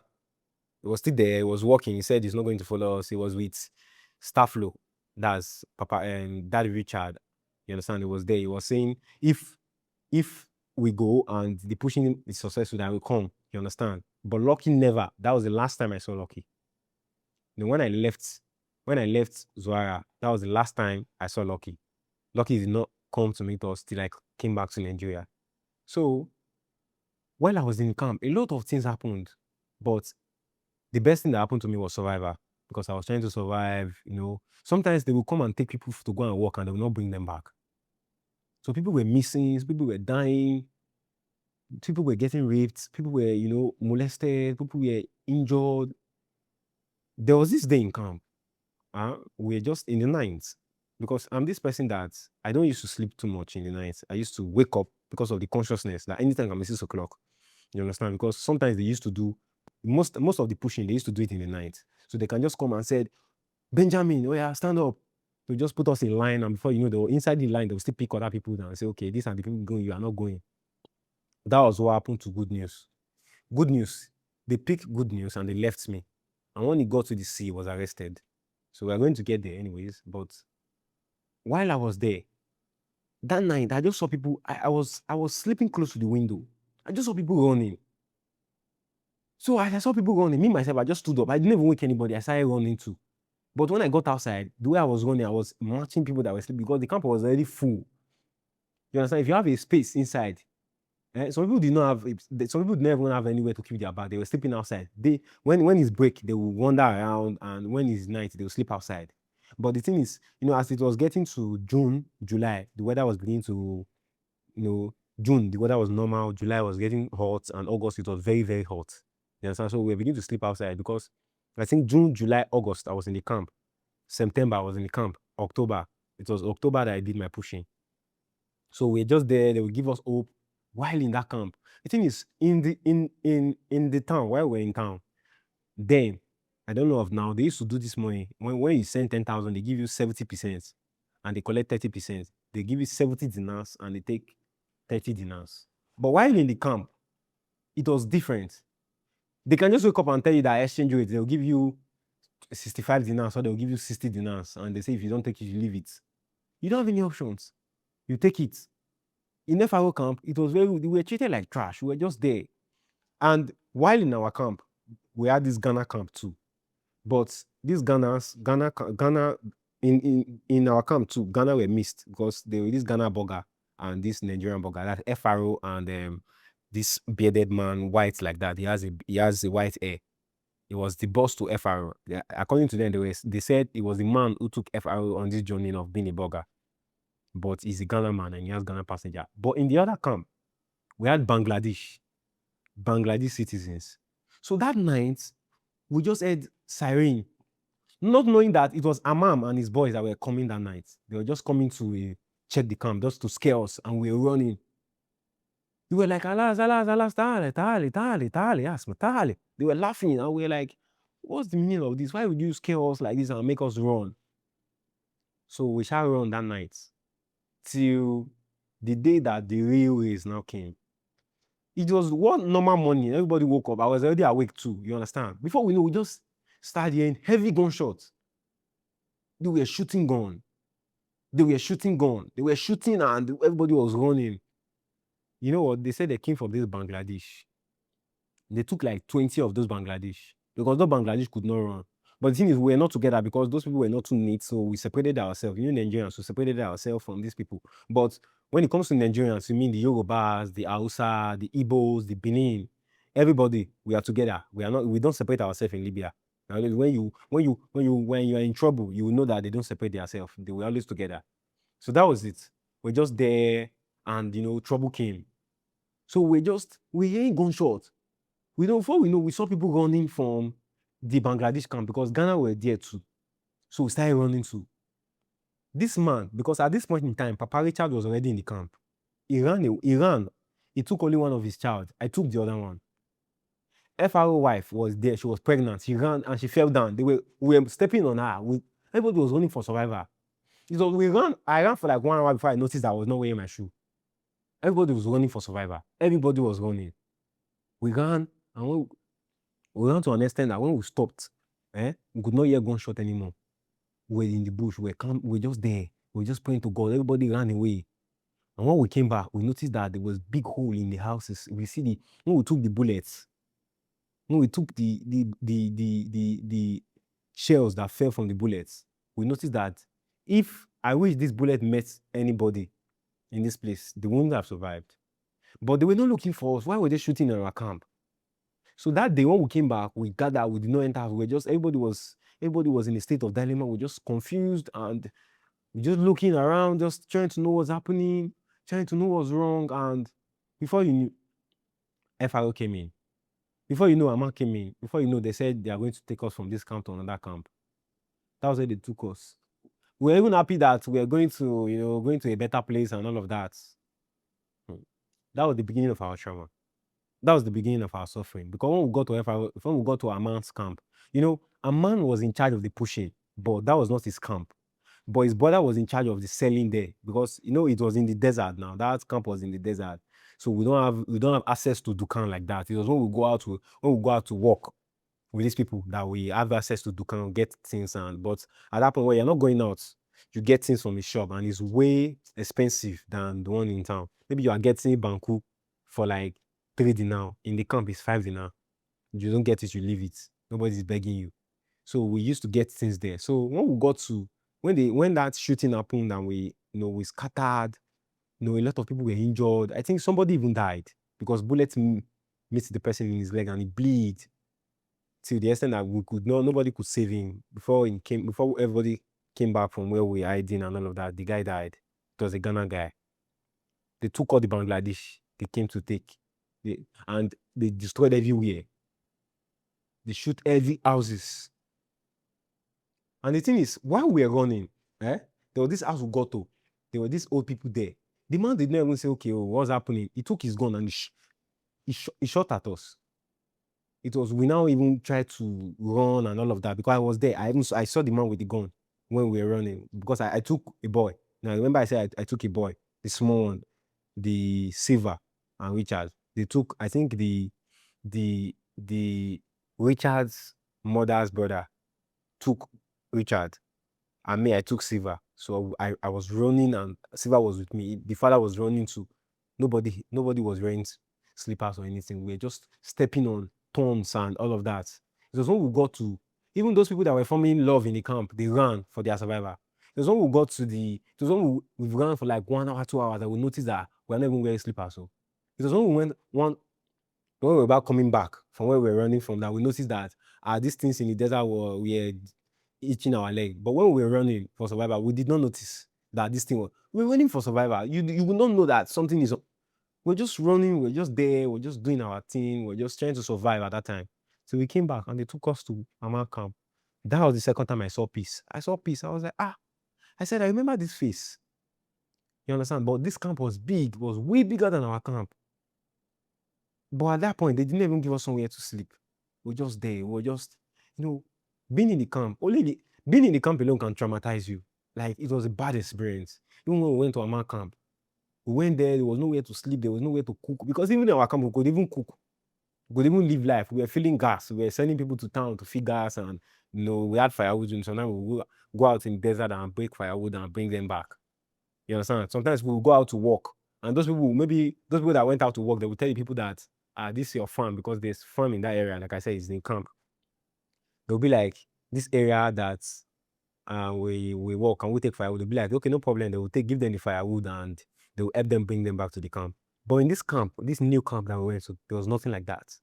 We were eating almost raw food. The only day we cooked the only day we made cook food, we made it out of smoke. When it was ready served, we ate it like we were hungry for how many years. And the thing is, it's not even about the food, it's about the treatment in the camp. They were treating us like trash. They wake us up in the morning to work, take us to the farm, take us to use us for hard labors, and we're not having it. We're just not having it. And we have to call our burger that, Papa, something is happening here. Oh. We are dying. Oh. Our women cannot even bathe. Where do you want to see the water, the luxury of water to do that? Because in the camp, while in FRO camp, we could bathe. We could even do lifestyle, we could dress fine. But yeah, we don't do that. The women were not having it, the boys, everybody was just not having it. We're just there. And even in that camp, they will come at night. They want to take the ladies and go and molest them. It was not the same thing we were experiencing in Gatron that we were about to experience here. And I was looking at it. I was like, I told my brother, I said, this is what happened in Gatron. Oh. You understand? So mind you, at this time, good news was not there. I told you good news went for pushing and he was arrested. So we are going to get to what happened to good news while he was arrested. You understand? So I was just there, and me, I've never even gone for pushing. I was just there. I was just traumatized and just trying to survive on a daily basis. It was very, very hard. It was very, very hard for me. It was a very, very bitter experience. At some point I wanted to give up because I could not sleep. And when you could not sleep, you would feel like maybe something is happening to you or maybe you want to die. I was just there. I was just trying to survive. I was just trying to get food. Even in that place, we could not even transfer and get money. Even what happened was when we called our family for them to transfer money, we would get it from FRO. And the thing is, FRO could not even bring cash to that camp. So if it was after like a week and more that we have to talk to FRO not talk to the man that please, you want them to bring these people back. He was like, if those people come back for us, he said, no problem. If they come back for us, they are going to take them, they are going to, that his people is going to be fine. That since when the first time they came, they did not they came for Bangladesh. That he's not sure that they're going to come for his people. That was how one day they just came in and they said, FRO passengers who just entered the bus and took us back to our camp. So I think that was very, very bad for us. And we stayed there for a little time, we're there trying to survive again. And this time around when we came back, we wanted to change things. We wanted to even put a new ghetto bus. We put a new ghetto bus, but they said, according to them, they said, because that guy was not part of their court member, and they said he stole something. You understand? So I was wondering, why would a ghetto bus steal something? And, there's something that you not say. In camp, there are rules in the camp. You don't steal in the camp. You don't talk to the ghetto boys. You don't disrespect the ghetto boys in the camp. There are little rules that governs the camp that, secures everybody in the camp. You don't work anyhow. When you are going to work, you make sure this person put his name down. You make sure this person is known, like an Arab man will talk to him, make sure he's going to bring you back. You understand? They don't just take you like that. You don't just walk around like that. There are territories you don't go to. There are things you don't do. They said, according to them, when I came in the camp, they said you don't sleep with girls in the camp, but they do it. Those people that created the law, they do it. You understand? So it was part of the rules, that you don't sleep with girls in the camp, and it was part of the rules. But they break the rules. They break those rules to favor themselves. And then which other thing? Just some little rules in the camp, like that. Even in that camp, there are some tremendous things that happen in that camp. Like there was a guy, right? There was a guy that came in before we came in. So he went for pushing. And like there's this thing again that Libya favors the men and sometimes favors the women. So when he went for pushing, I think they released his wife. So his wife came back to the camp because she could not stay because she did not have any place to live in the town because she has already left town. So that was how she came back. And they knew. It's not like they knew because the husband, they pushed him in that camp. They knew vividly that, okay, this man he was once in this camp and this was his wife. But when this lady came in, they were trying to, have their way with her. They were trying to, talk her in that your husband is not around now. You can just, continue. You can just, be part of. And these were Nigerians. I was surprised because these were Nigerians. They know these things were bad. And there was a rule in the camp that you don't talk to people's wives. You don't touch ladies like that, those kind of things. But they were breaking this rule. They were choosing girlfriend for themselves. They were like, this one my babe. And we were surprised. But, I could not act because I was young and, I had other people's above me. But For me, it was a no-go area because I had somebody who was looking out for me. You understand? So I had somebody who was there for me. So that was it. So while in the camp, this day just came because they just they used to do this call off. They just call everybody on and be like, today now pushing.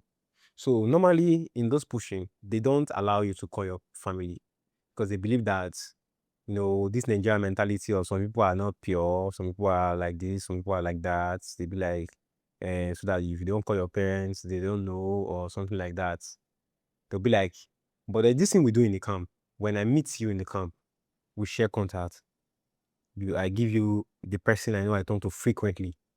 I'll give you his contact and you give me the person's contact, and we'll contact your family regularly. You don't get to the camp and you say, okay, no, I don't want you to know my brother. No, we don't do that. You understand? You get to you allow people to know your people just in case anything happens to you, just in case you are, you go to pushing and you are arrested. Just in case anything happens or anything, maybe they bust the camp, or maybe you're in the streets, they arrest you. Because it happens like that. They will just pick you up for no reasons. So that we have somebody to call and somebody to let know that okay, this thing is happening to your person. So that's how we do in the camp. So I think I knew his family and he knew my family too. So they came, they called everybody and they were like, come out. If you hear your name, you stand this way. If you don't hear your name, like that. So they called my friend and I was hoping to hear my name, but they did not hear my name. At first, he did not want to go because I was not there. But because we've bonded all the way from Nigeria and all of that. The thing is, I think he even left for that connection. He even followed us to the camp just because of me and my brother.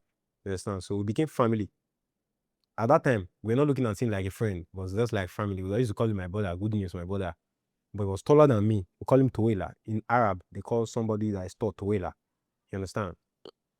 So they called him and they were like, he was going for pushing. So I told him, I said, don't worry, you'll be fine. You're going to get better, all of that. You're going to, by the grace of God, you're going to get to where you're going. So they go to the seaside, they push them, and according to him, he said they drove them many hours. And before they saw the Libyan Coast Guard, and the Libyan Coast Guard took them. And when they took them to I think at that time it was Daddy Silva, coordinator, good news. We had 3 people they picked. They did not pick me. I was the last person. And my brother was even worried. That coordinator was worried that they're going to leave his younger brother. We're like, we are not going to take 2 family. That they don't allow 2 family. What if the boat capsized? What if something happens? So 2 families just going to die, or 2 families just going to go down. But according to them, they say it's according to their history. They don't take 2 family on the same boat. Even if they are going to push you, it's going to be on a different boat. But this time around, I think one boat was for FRO and the other boat was for the Ghana Boga, the Ghana man that was in charge of the camp too. So he said he's not going to, since he has one boat, he's not going to let 2 family members on one boat. So that was how they left me. So they gave me their money, they gave me their phone and all of that. Because in the camp we had phone at them, but it's just my brother, just my elder brother that had the phone. So I was in charge of the phone there.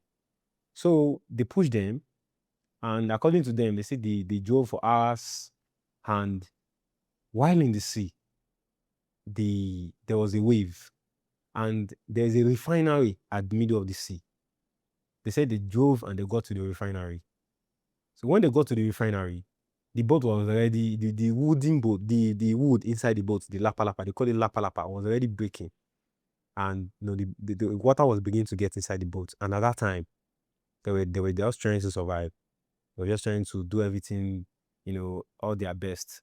According to them, they say because I know the captain of the boat. The captain is OBJ. So they told OBJ to keep driving. They said, according to them, I wish they drove to Lampedusa. They would have gotten there to Lampedusa with the amount of fuel they were having. But because OBJ was just circling in one place, they did not even know that they were circling in one place. The fuel was not enough anymore. You understand? And that was it. So the thing is, it was the helicopter. I don't know, maybe there was a sash house in the refinery because I did not get there.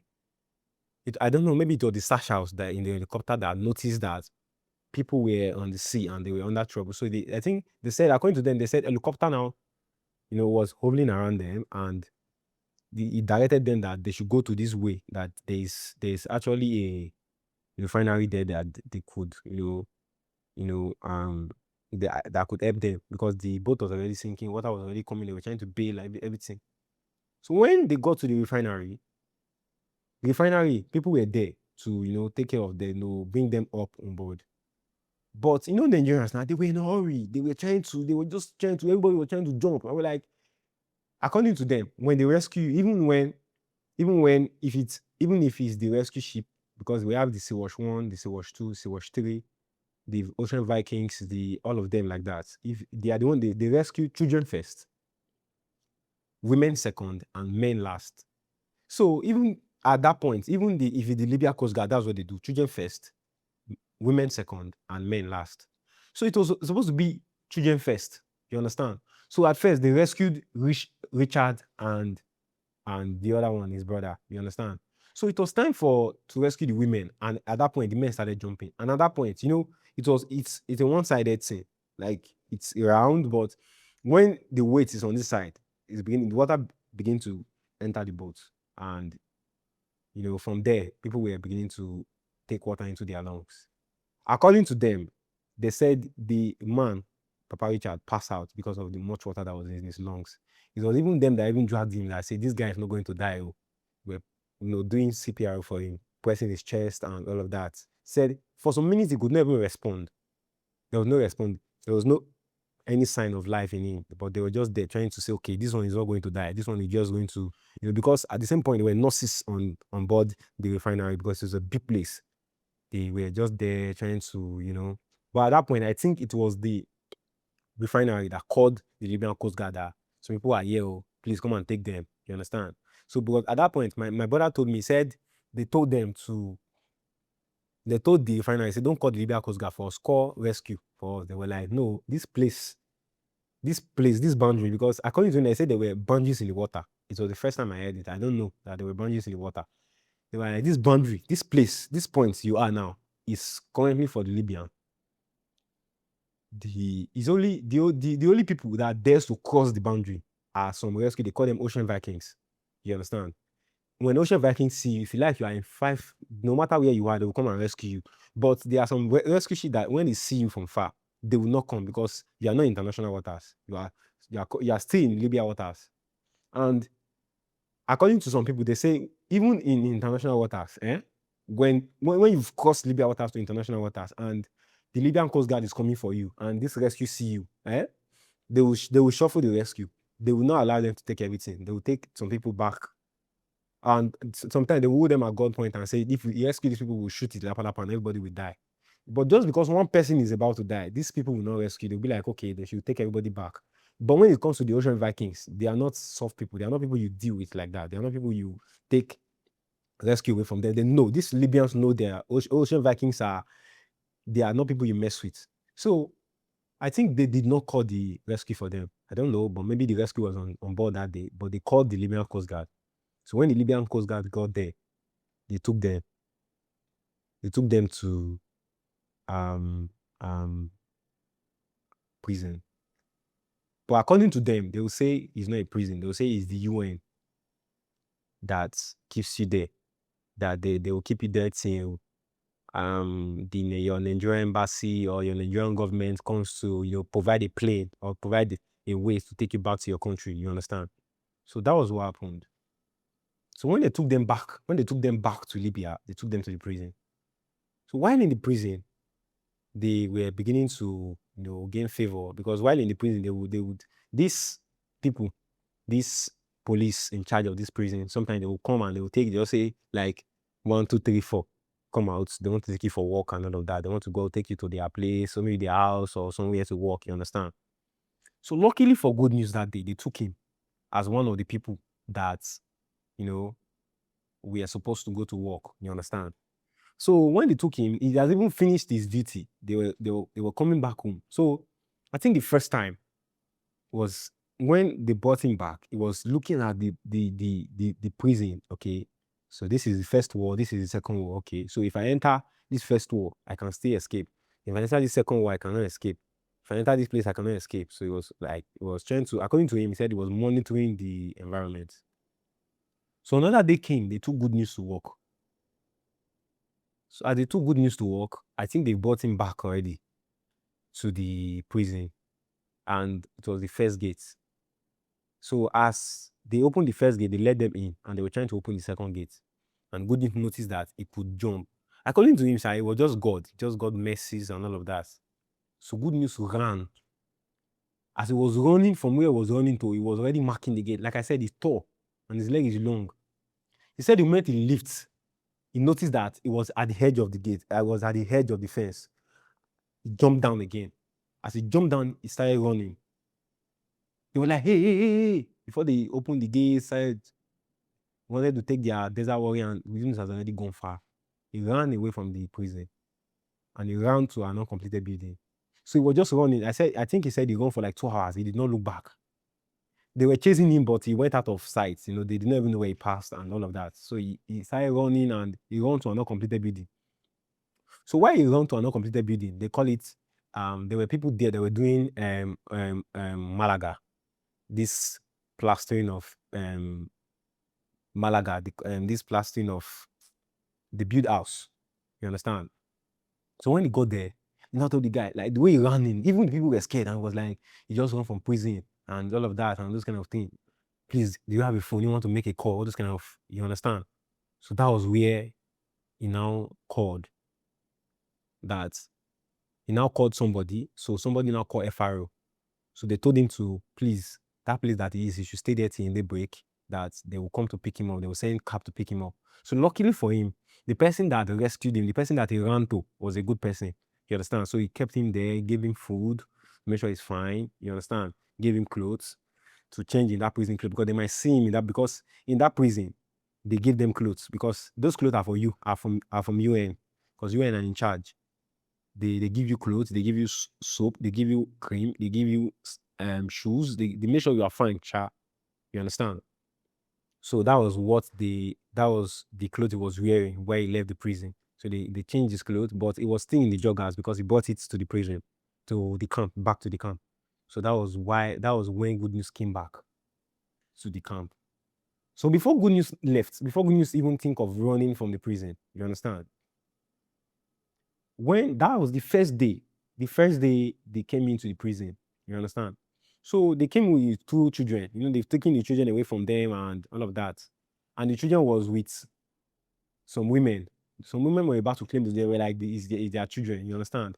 So I think the first day, those children stayed calm. They were like, okay, they stayed calm. So the next day, they did not see their father. They were like, no, they will begin to cry. They begin to bang the door in the women prison. So when the people now went, they said, okay, let's go and check, because you don't bang the prison door. It's a taboo, because they will beat the hell out of you. We're still going to get to the prison life. So they now went there, like, what's happening? They wanted to go and castle those women. When Arab man said they want to castle you, means they want to beat you to stupor.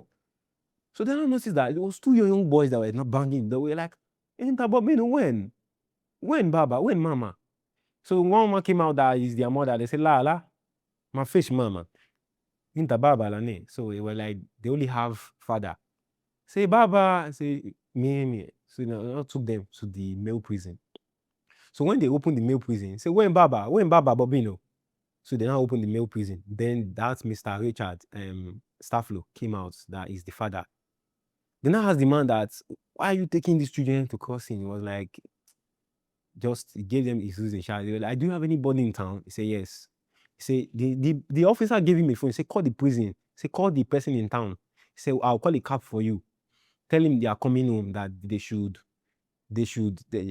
welcome you, that you are coming home. So that was how they freed them without any money, anything. They even gave them money in the prison to say, okay, pay for your cab, so that when you get home, you don't pay for your cab again.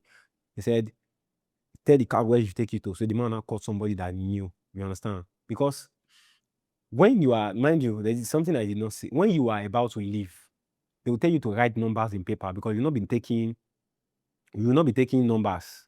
You will not be taking your phone or your SIM, you understand? If you take it, they might take it from you. You understand? Because in seaside, they check, because according to them, they say your phone will give them signal. Because this Libyan Coast Guard, they have a very, very big ship that was given to them by the Italian government to stop people from crossing the river. Because while I was there, the Prime Minister of Italy, the Giorgio Meloni, she came to Libya. She funded them. She gave them ship just to stop people from crossing the Mediterranean Sea and coming to our country, something like that, because she was the prime minister. So while I was there, even there was a war in Libya while I was still there. They fought in Libya, but we're going to get there. So that was it. So that was the only way Good News was able to call somebody while he escaped. And that was the way Mr. Stafflo was able to call somebody while they bailing out of prison. Stafflo did not pay a kobo. And he said that way has even he has even been paid that way from the prison because of those two children. Because those children were somebody that if you see, you feel pity for them. They were not somebody that they want to live in the prison and say, okay, let's leave them here and let their father come and pay any money. No. So that was how Good News came back to the camp, and it was giving us the gist of how he ran from prison, of how he escaped, or his survival mode and all of that. I was very happy for him. I was happy when just there, and after all, he now came back and I was not feeling lonely again because they all left. The three of them that I knew left. You understand? So I was still in the camp all this while. I was still there. I was just trying to get, because I had nobody again. But I was meeting this time around. I was already kind of an old person in the camp, and I knew some faces, and I was, they gave me this regard because I could choose space. Because I was not a newcomer, I was not a Jedit again. At that time, I could speak Arab. I know numbers. I know some things. You understand? So I met while in the camp. I met Small, Happy, Erosa, Mavis. What's this other boy's name again? Ebo. We call him Ebo. I met Snobu. Snobu came to meet me in camp. Snobu is in Europe now. Small is in Europe now. He's in Italy. We lost Egosa. We lost Ebo. We lost Happiness. We Blessing. Mind you, Blessing, Happiness, Destiny, and Daniel. They were two sisters and two brothers that came from Nigeria. Their mother were in Germany. Blessing was pregnant. Happy was the kind of the second to the last. Destiny was the last, and Daniel was the second, and Blessing was the eldest. We're going to get there. So Good News came back to the camp. So while in the camp, we're just still living our life, and before you know, Coco came in. Coco came in before the pushing that took those children and they left. So Coco came in and all of that, and Coco was just there. So I was with Coco before Good News came back. So Coco was kind of family. Mind you, Coco came from the same place with me. Coco came from Sobe. That was where I knew Coco from. I did not know Coco from Benin or anywhere. We came from the same community that I grew up in Edo State. So that was where I knew Coco. That was where I also knew Papa Daddy Siva. You understand? So they were really people I knew from home. So they were like family to me before it now got to my day of pushing. So I could remember vividly, my day of pushing was October 10, 2022. It was a very, very, very heavy day for me because, at first we were feeling happy. On that day, they just came in and they were like, they wanted to push us. I think that day they pushed 7 boats, of which is not supposed to happen like that. Because on a normal, they don't push people in Emmas like that. But you know what? Like I said, because of greed, they've already taken money from those people. The camp was filled up. There was nowhere to stay. They were already starving again. There was shortage of food. And this, when there's this much people, even the things they bring to the camp for sale was not even enough. Before you don't get banku again. Before you can't get rice again. Before you can't get pepper again. Before like the things they were fast to just consume and all of that. So life in the camp was kind of very hard. It's not a life I want somebody to live, but we're just there, just trying to survive that. One day, your day will just break, they'll just push you, you will just confirm you tow. Even in the camp, there was this app we're using to wash the rescue that was on water. We have Sea Wash, Sea Wash 1, Sea Wash 2, Sea Wash 3, Sea Wash 4. We have the Ocean Vikings, we have the Louis Mitchell, and name them like that. We used to know them then. So we used to check this location if you call it vessel while in camp. If the vessel is parked, if the vessel is on board, because if Sea Wash, maybe Ocean Vikings is on the sea now. Some other vessel, maybe like 2 other vessels will be on sea too. And why sometimes there will be no one on the sea. Why sometimes there will be why some will anchor for maybe maintenance and all of that. You understand? But Seaward 4 was very big.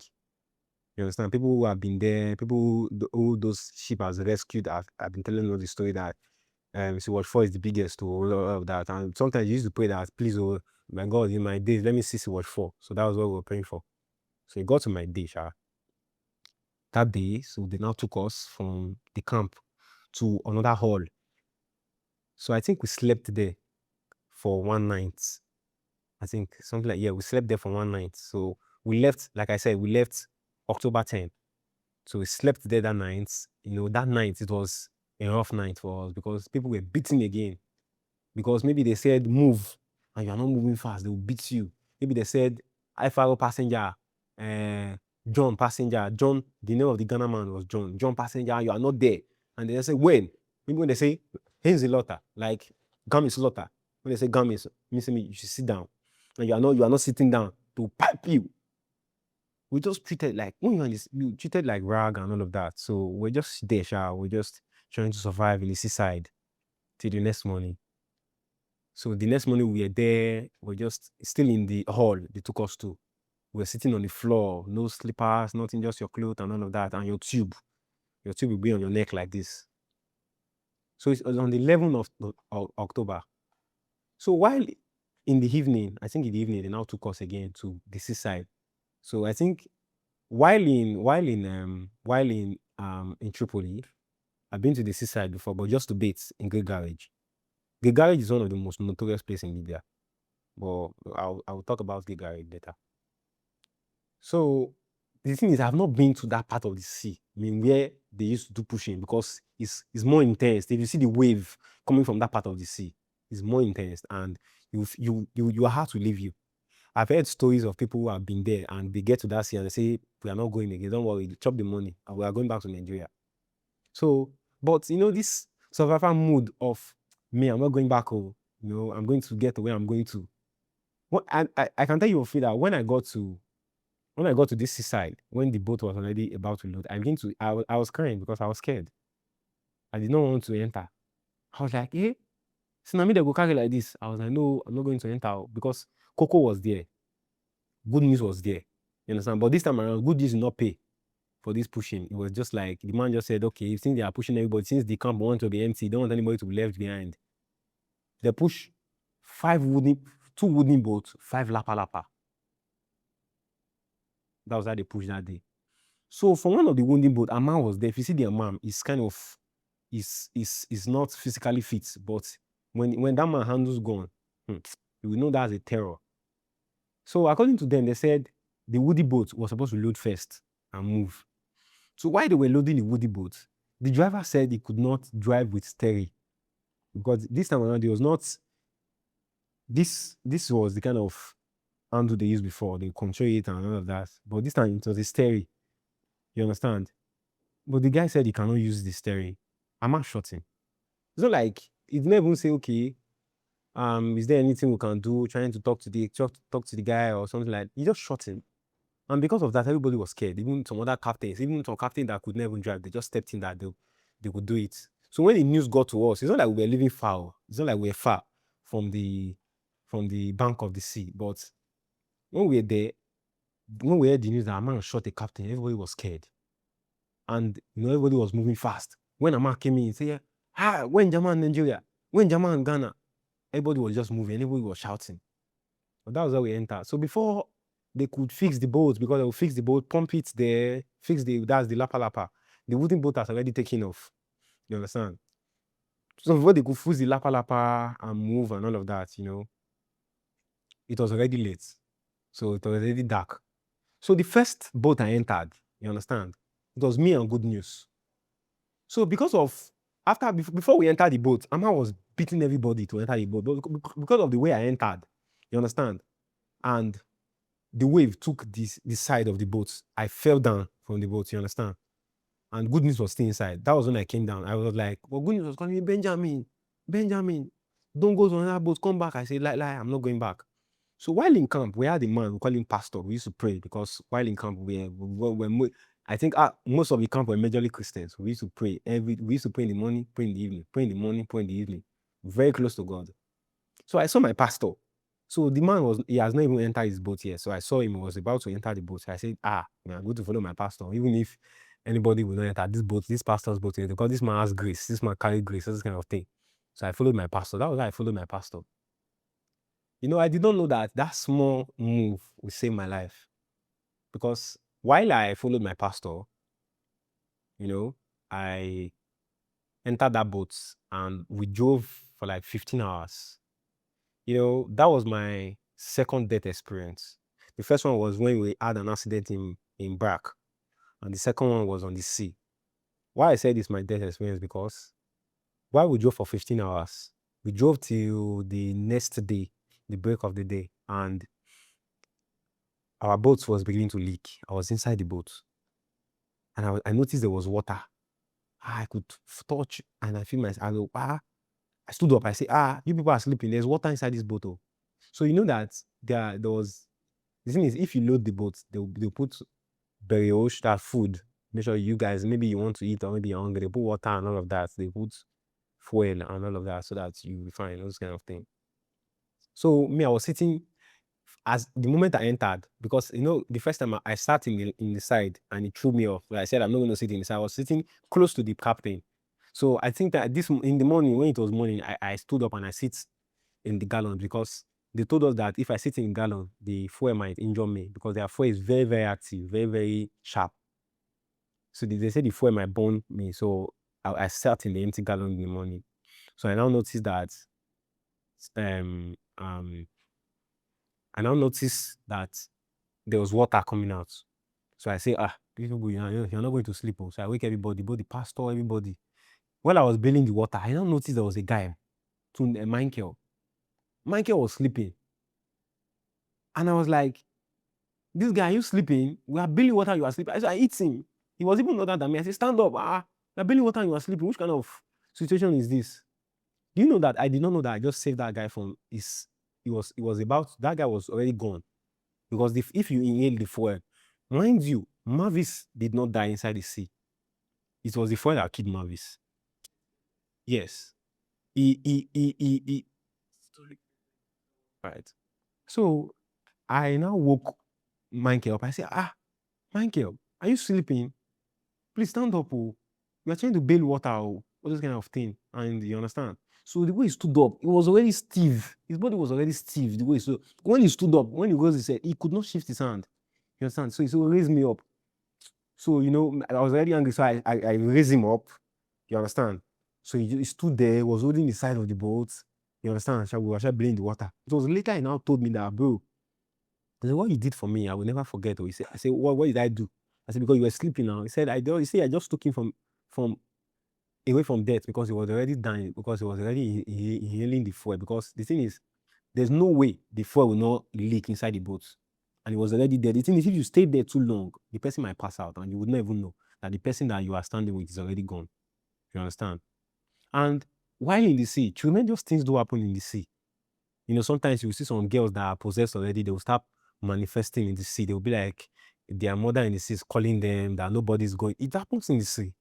A lot of stories have been heard, a lot of things that we've seen in the sea. You understand? A lot of things that happen, a lot of dubious stories that happen in the sea. Why, some will be like, the food they ate yesterday, some of our mothers, from their queen mother and all of that this boat is not going anywhere, that everybody will die. I have the brother that have crossed that path before. He's currently in Europe now.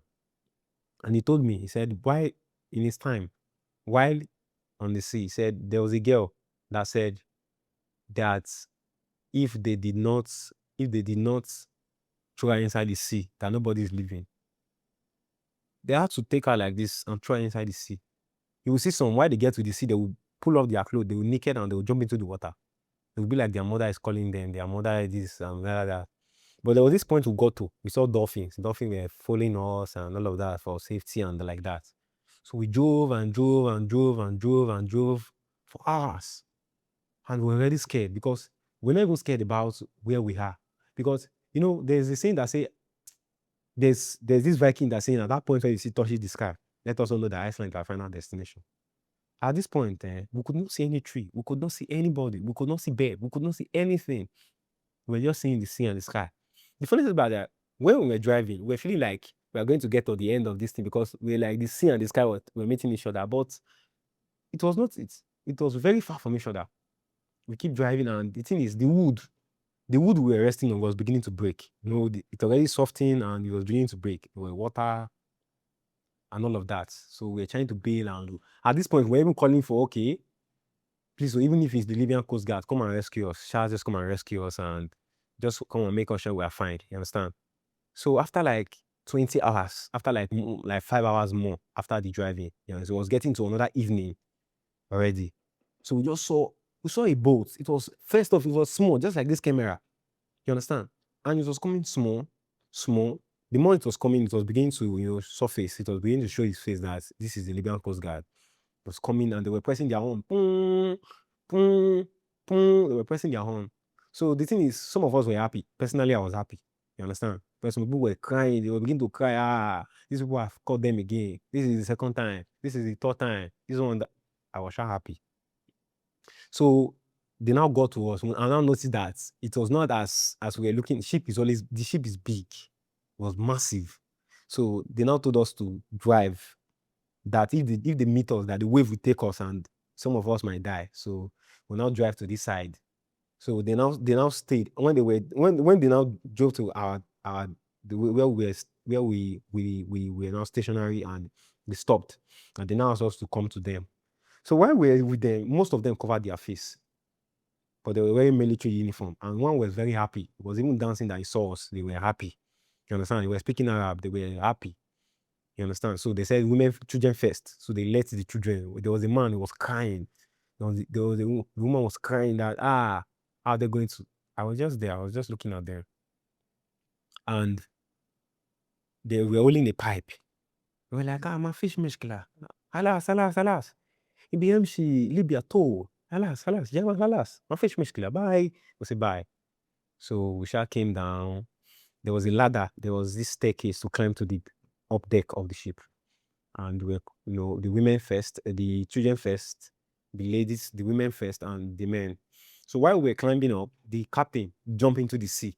They did not talk to him. They were looking at him because they know that how far are you going to swim? So first of all, when they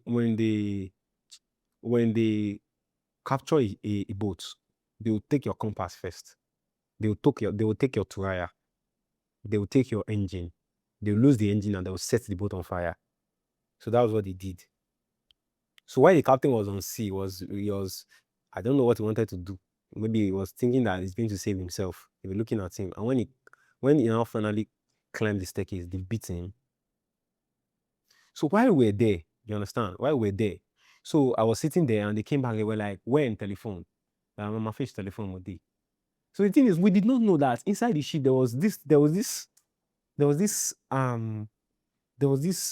I don't know what to call it, but it was in their hand.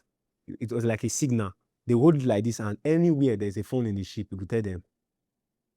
It was beginning to, you know, there's this, if you watch this military movie, there's this radar that would be rounding up, and they will see this incoming ship, just like something like that, but it was movable. You understand? They were seeing phone, and they could tell you we were using.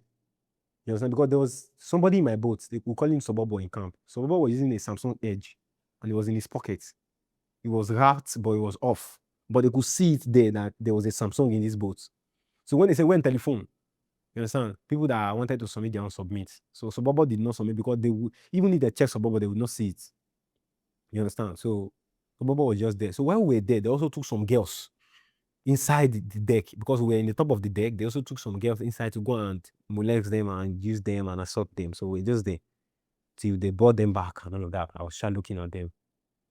So, you know, we're just trying to stay calm and all of that. So they came back. They came back after they asked for the telephone. So they now went to meet Sobobo. They say, "Where telephone? Where is Samsung? Where is Samsung? Asma, where is Samsung?" They did not touch him, but they told him that if you bring telephone, because they already checked him and they did not say anything. They'd be like, if they bring the telephone, that they will let him go when they get to the seaport. So we were not asking them, those people that could speak out, when they say, when them Shimode? They say, ah, my fish mishkila, alas, bye, my fish mishkila, bye, you say bye. Now, we not ask them in Arab, say, where are we going to? Like, when them Shimode? Where are we going to, master? I said, no, but we should not worry that they are going to Libya, they're going to drop us in the seaport, that we should not worry. It's okay, no problem. So while we were there, they had another call that a fisherman boat rescued another, like this boat was already sinking. You understand? So the fisherman boat were quick to rescue them. You understand? So this boat this time around was the boat that Happy and her sister, Blessing, the one that was pregnant, was on. And Erosa too was on this boat. No, Erosa was not on this boat. Ebo was on this boat. So when they rescued them, I saw Blessing. You understand? So when I saw Blessing, I saw her crying when she saw me. But we did not talk. It was when we got to the seaport, when we got to where they dropped us, and I saw Blessing. I was like, Blessing, because we would not talk. Because this person they brought us to now his name is Osama. So, I said we do that we're pushing in Adulet, close to Tripoli. But this time around, we met ourselves in Zawiya. That was my first time going to Zawiya. I go to Zawiya through prison. That was my first time going to Zawiya. So when I got to Zawiya, I was like, so when we got to the seaport, I saw Blessing. I was like, Blessing, what's wrong? What's happened? Where are your people? I was trying to ask her, how many of them entered the same boat? All those kind of things. She started crying. But me, I could not get it. I was like, what's wrong? All this kind of thing. You understand? So that was when she now told me. That was when she now said, Happy is gone. And I was like, Happy is gone? I said, yes. I said, which kind of gone? Did she enter another boat or something like that? She said, no. Say Happy died. That Happy did not survive. So this is what happened while in that boat. So while in that boat, they told them that don't sit in the side of the boat.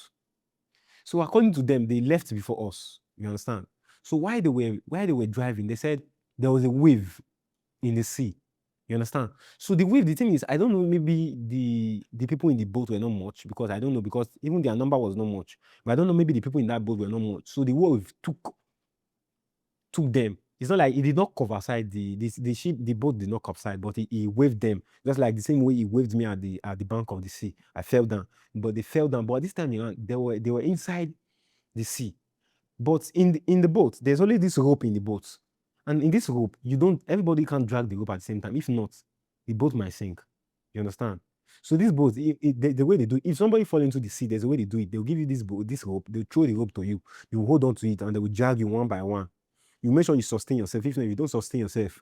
That's why they told everybody, when you enter the boat, pump your tool, so that when something like this happens, you don't sink, so that you'll be able to be rescued. So according to her, what happened was, when they were on the sea, Happy left her position to sit with Ebo. You understand? She too, she was sitting there close to Ebo. You understand? So when she left her position to sit with Ebo, when the wave came, it took them. She herself fell into the sea. Ebo fell into the sea. Happy fell into the sea, and some other people fell into the sea. But she was the first person they rescued. Why? Because she was pregnant. So they told the captain, they said, rescue the pregnant woman first. So they were like, those people should sustain themselves before they rescue them. But Happy could not sustain herself. She has not been in the sea. She's a very young girl. You understand? So according to Maris, that's Blessing, she said, Blessing, Happy was only asking her that, Sister Blessing, you won't leave me? Sister Blessing, I won't leave me? Sister Blessing, I won't leave me? Sister Blessing, I won't leave me? The truth is, she was sinking. She was sinking. She was going down. She was going down. She was going down. The same thing with Abel. The same thing with other people I do not remember their name. They went down. The thing is, on that pushing, the total number of people that died was over 60-something people. And the news took it. I think it got to Nigeria and all of that at that time. Because it was after some days that the news got to the bank of the sea. Because the thing is, no matter what happens in the sea, the water will bring them to the shore to drop the dead bodies. That this Libyan Coast Guard now came to the bank of the sea, that now noticed that there was a lot. The dog mass grave for them to bury them. We did not see their body. So that was how Happy died, and Able too, because I did not see Able again. And that was how we were taken to Osama prison. So before we were taken to Osama prison, we saw the UN. They came, they took our name, they gave us cream. Those people that got burnt with fuel, there was a cream they would give you to rub in your body. They gave us bag, they gave us supplies, just small biscuit and chocolate like that. And they were like, you are going to be fine, because they were speaking English. Those people were English. I don't maybe they were, but they were speaking good English. So we're even happy. We're even thinking like, okay, we are not going to go to prison. These people are just going to let us go home. So before we know, we saw the man, because the thing is, we've been hearing of Osama. We've not seen the man. That was the first day I saw the man. The man does not wear shoes or slippers. He walked barefooted. And he came in and said, Hiya, Henze, Hiya. They bought a lorry and they took us directly to the prison. So after I got to prison, I stayed for some days and I was bailed from prison. And I was lucky to meet somebody too that also came from my place. So I stayed with him in Zawiya. So while in Zawiya, I just came out from prison there. So my parents were very, very worried. They were like, I should go and see Babua. His name was Babua. So go and see Babua and all of that. And I went to see Babua. So I went to see Babua that day, and Babua said I should just escort him. They want to go and lose color. So okay, let me just walk around, because I don't know anywhere they call that place Kubridge Zawiya. People who are in Libya know where I'm talking about. So I went to Kubridge Zawiya, and I was just there. So I sat down. I was waiting for them to lose color, because I was not part of them to lose this color and let us just do and go home. So before I know, they were making noise. And these Libya people, they don't like noise. They were like, it was a shop, but they were doing something. It's a shop and a building. So they were like, the person who gave them the work was like, Oskot Yara Jasma. Oskot. When another man saying Oskot, me say, you should keep quiet. It was them to tell Babua to Oskot. Babua and every other person. What happened was like, they stabbed Babua. Nigerian boys, you're fighting and they just, little fight, they stabbed themselves. And they were fighting. You understand? So me, I was just sitting there. I didn't even say it's okay. I did not say anything. I was just sitting there. I was just waiting, because I did not know them. It's only Babua that I know. I was just sitting there. I was waiting for Babua to, do everything and let's go. The next thing, this man brought out gun. I'm like, Oskot Yara Jasma. Oskot. The next thing I saw that he put the AK-47 in a rapid and he shot the gun. The funniest part is that the people that were making noise, the gun did not go for them. The gun came from me. And there was a gunshot in my leg. I just stood there like this. I was just praying. The gunshot. I was just praying the bullet did not meet me. Close to my leg. I saw the way the bullet hit the ground. And they shot another one again.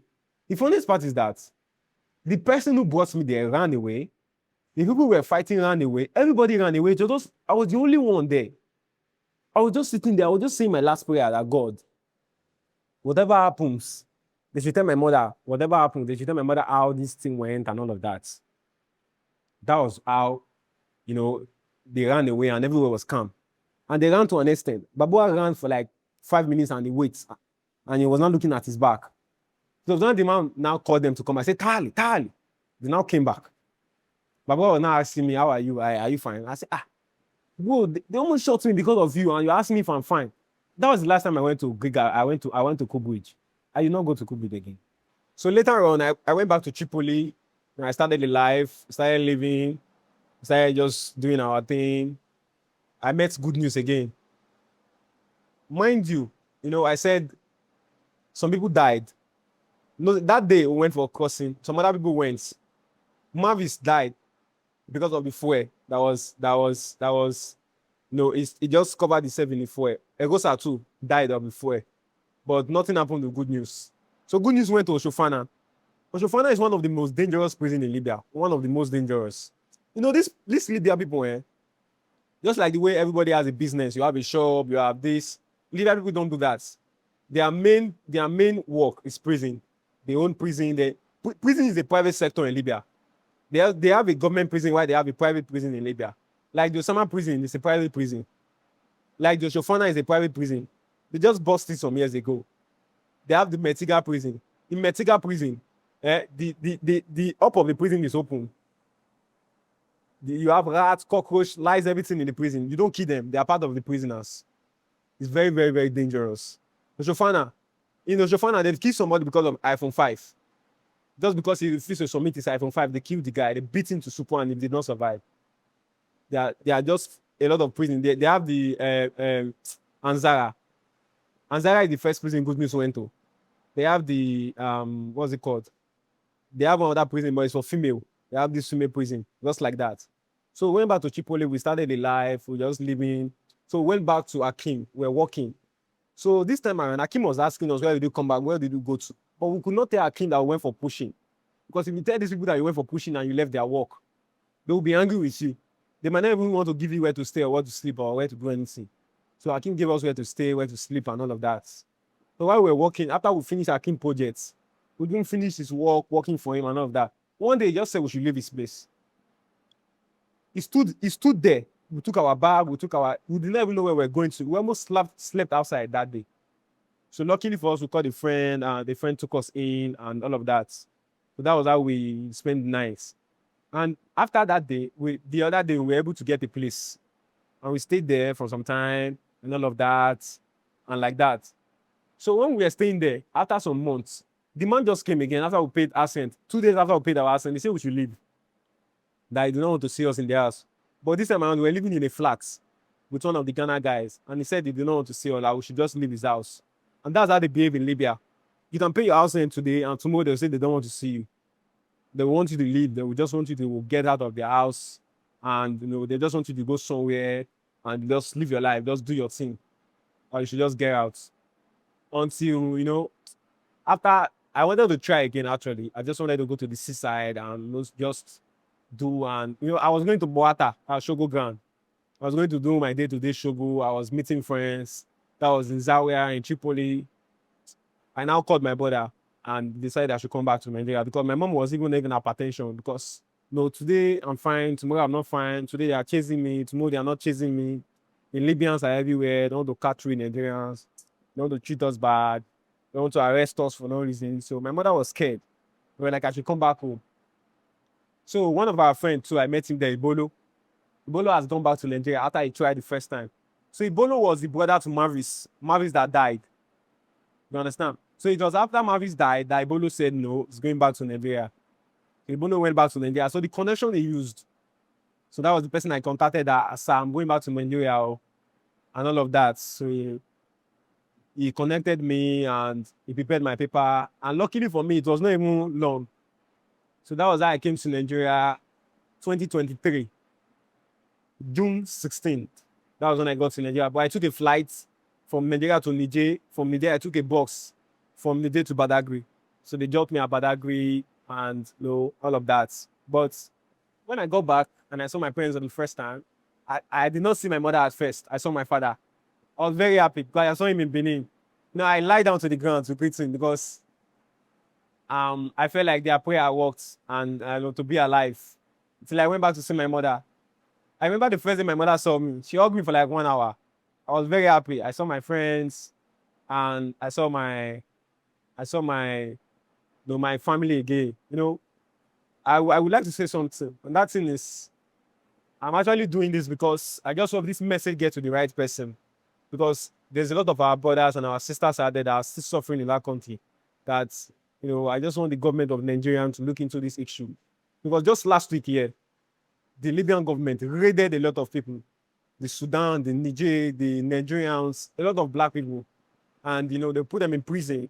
Why? Why are they in prison? They will tell us that because our government cannot send planes to come and take us back. It's very hard for the government of Nigeria to interfere in this kind of issues, bring them back. A lot of our brothers have died in the Shofana. A lot of them have died in Anzara. A lot of them have died in Zawiya prison. A lot of them have died in Oshofana Amsa Kansin. They've died in a lot of, they've been treated badly. Sometimes if you see them when they come up from prison, we can't even look at them. They look skinny, they look bad, they look rough because of the food they give them. Those kind of food that when you eat it, you feel weak. You can't even do anything. You just feel weak and all of that. So I'm just begging. I just hope this message gets to the right person. That's why I'm here. So that the Nigerian government should just look into things, look for a way to bring these people back because they are suffering. The girls are being used for prostitution against their will. See, there's a friend of mine that I went to see, Joy. I met her in the camp, in the ghetto. I met her in the ghetto. so that we were friends, and I went to see her later in the connection house. When I saw Joy, I could not touch her because she has turned into something else. She's now she's now she's now she's now a prostitute. She's now somebody that men just come in, use her, and they leave just because they want to pay money. And the funny thing is about this thing is there's no protection in that country. There's no condom on anything. They use skin to skin. They use these girls. Some of them have diseases they cannot take care of in the next life, and maybe in this life they cannot treat themselves. There's no way out. So people are in that country because of the frustration and all of that. You cannot even come back home. As I'm talking to you, I still have friends there. Lucky is still there. Kizo is still there. Messi is still there. Good news is in Tunisia. Jerry is still there. Name them, they are still there. That could not come back home. They won't feed from. The Nigerian embassy there is not working. You cannot even go to the embassy and say, okay, let me have a passport. No, we have been treated bad in that country. I did not have the time to just talk about the way I was treated bad by these Libyans, the way we were molested. Sometimes we go out to work and they will not pay us our money. Sometimes you go to work and they will put you at gunpoint. They'll make sure you finish the work and they will point a gun on your head and say, leave. Because you are Nigerians. You treated us bad until we begin to learn their language and we begin to get it taught with them. But even while we're getting it taught with them, we're still afraid. We're still scared that they don't shoot us, that they don't kill us. Libya is a place that where something is happening, they don't come to hear your own part of the story. They don't come to hear what's wrong. They'll attack you first. If maybe you are having issues with a Libyan man, they will attack you first. They make sure they injure you. They make sure they fight you. They shoot you before they will ask you that what's happening. You understand? We're treated so bad. We're treated like we did not matter. The thing is, personally, I don't even wish my worst enemy that journey in a game. That somebody now wake up and say, I want to go to Sahara Desert, I want to go to Libya, I want to go and live my life there, I want to go and do anything. There are a lot of us, there's a lot of girls that have lost hope in coming back home, that have lost hope in womanhood, that lost their dignity as a woman, they lost their life. I can't just mention too many friends that I've lost. A lot of them, sometimes when I think about them, and that's one thing about me. Every October 10, 11, 12, I don't go anywhere. I don't talk to people. I'm always inside. And when I came back, I remember when I came back to Nigeria, I went through a lot of depression. I was at home for like a week. I did not come out. I did not eat. I was just there. My mother was scared. My mother came all the way because I remember when I came to Badagry, I went to Ikotu. From Ikotu, I went to Ife, Ile-Ife. So I was in Ile-Ife. My mother came all the way from Edo State to come and see me in Ile-Ife. My mother saw me. She was crying. I was crying. She noticed that I was not eating because why she came was my brother told her that I did not eat. Like I don't used to eat. I wake up in the morning and I don't eat because of the depression, because of the thoughts of the kind of things that I went through then, because of the things that I saw, kind of life that I lived. You understand? The kind of the tremendous thing that happened to me, because of the way I was molested, the way I was beaten. You understand? So I could not eat. I was just in one place. I was just trying to. I was even scared. Sometimes I would be like, when I hear sound, I'm aware because when you hear sound in Libya, anytime can be 6 o'clock. They might be coming for you. They might be coming to arrest you. There was a day, we ran like something was happening for like hours before we noticed that nothing was happening. Nobody was chasing us, but they were just gunshots. So I was just, when I came back, I was in this state of depression. I was just there. I was just, I was scared. Any small thing. At night, I would just wake up. I would just, look around and know what's wrong before I would sleep. Even till now, it happens to me. I can't sleep at night. I sleep most times in the day than in the night. I wake up very early because I believe anytime can be 6 o'clock. I'm just aware.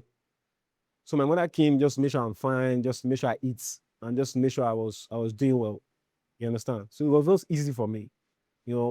Sharing this story is not easy, and it's not compared to what I saw or what I went through there. But I just hope this message gets to the right people. Just do something about people that are there. Just help them get out of that shell. Help them get out of. If I wish I can make a call across somebody, they will tell you that people are sleeping in the embassy, the Nigerian embassy there. People are sleeping there morning, afternoon, night because they don't have anywhere to go. You don't have a place to stay. Libya is not just somewhere you wake up and you have a residence. No. People are treated badly. Girls are doing so. They can just capture again in the streets, sell her for some money, and take the money and go and do what they want with the money. They sell people the way they sell meat. The way they say they value a Libyan man value a cat more than the value a Nigerian man, more than a Nigerian girl. They sell you out, they treat you badly, they treat you like slave, they will not even touch you. I remember we went to work for a man, eh? We went to work for a man while I was staying in camp. And I noticed the cup they gave me to drink water. The next time we came back, I met the cup outside. They did not take the cup inside again. So while we came back, while we were, after the work, when we wanted to drink, we saw the cup there. I just took it. And I told Small that day, I said, Small, this is the cup. Oh. Now this cup will take drink the water that day. You understand? They treat us like as if we are not, one. I mean, we are not human beings. Treat us badly. They treat us no rights. They abuse. You might go to work and you will not be giving your money. You might not be paid. They will just tell you to leave. They might even collect the money that is with you when you go to work. So the thing is, it's bad. It was a very, very bad experience living in Libya. But I just thank God that I came back and I was able to come back. And mind you, out of all the people that went and came back, I was the only one that did not come back with a scar. Some people, some people, I know somebody that went there, somebody that I know very well, went there with his eyes complete. Now his left eye is not working. I know somebody that went there with his body complete. Now his leg is not working. They broke his leg. I know somebody that went there with his hand complete. Now one hand is not working. They call it kasora. They must kasora you. They must give you a scar. They must do something to you to make you feel like, okay, you are here. This car, you'll take it for life. But I was just opportune that things like that happen to me. But I lost a lot of friends. That, I just hope I see them someday. But maybe we'll see at the other side. So that's all for just.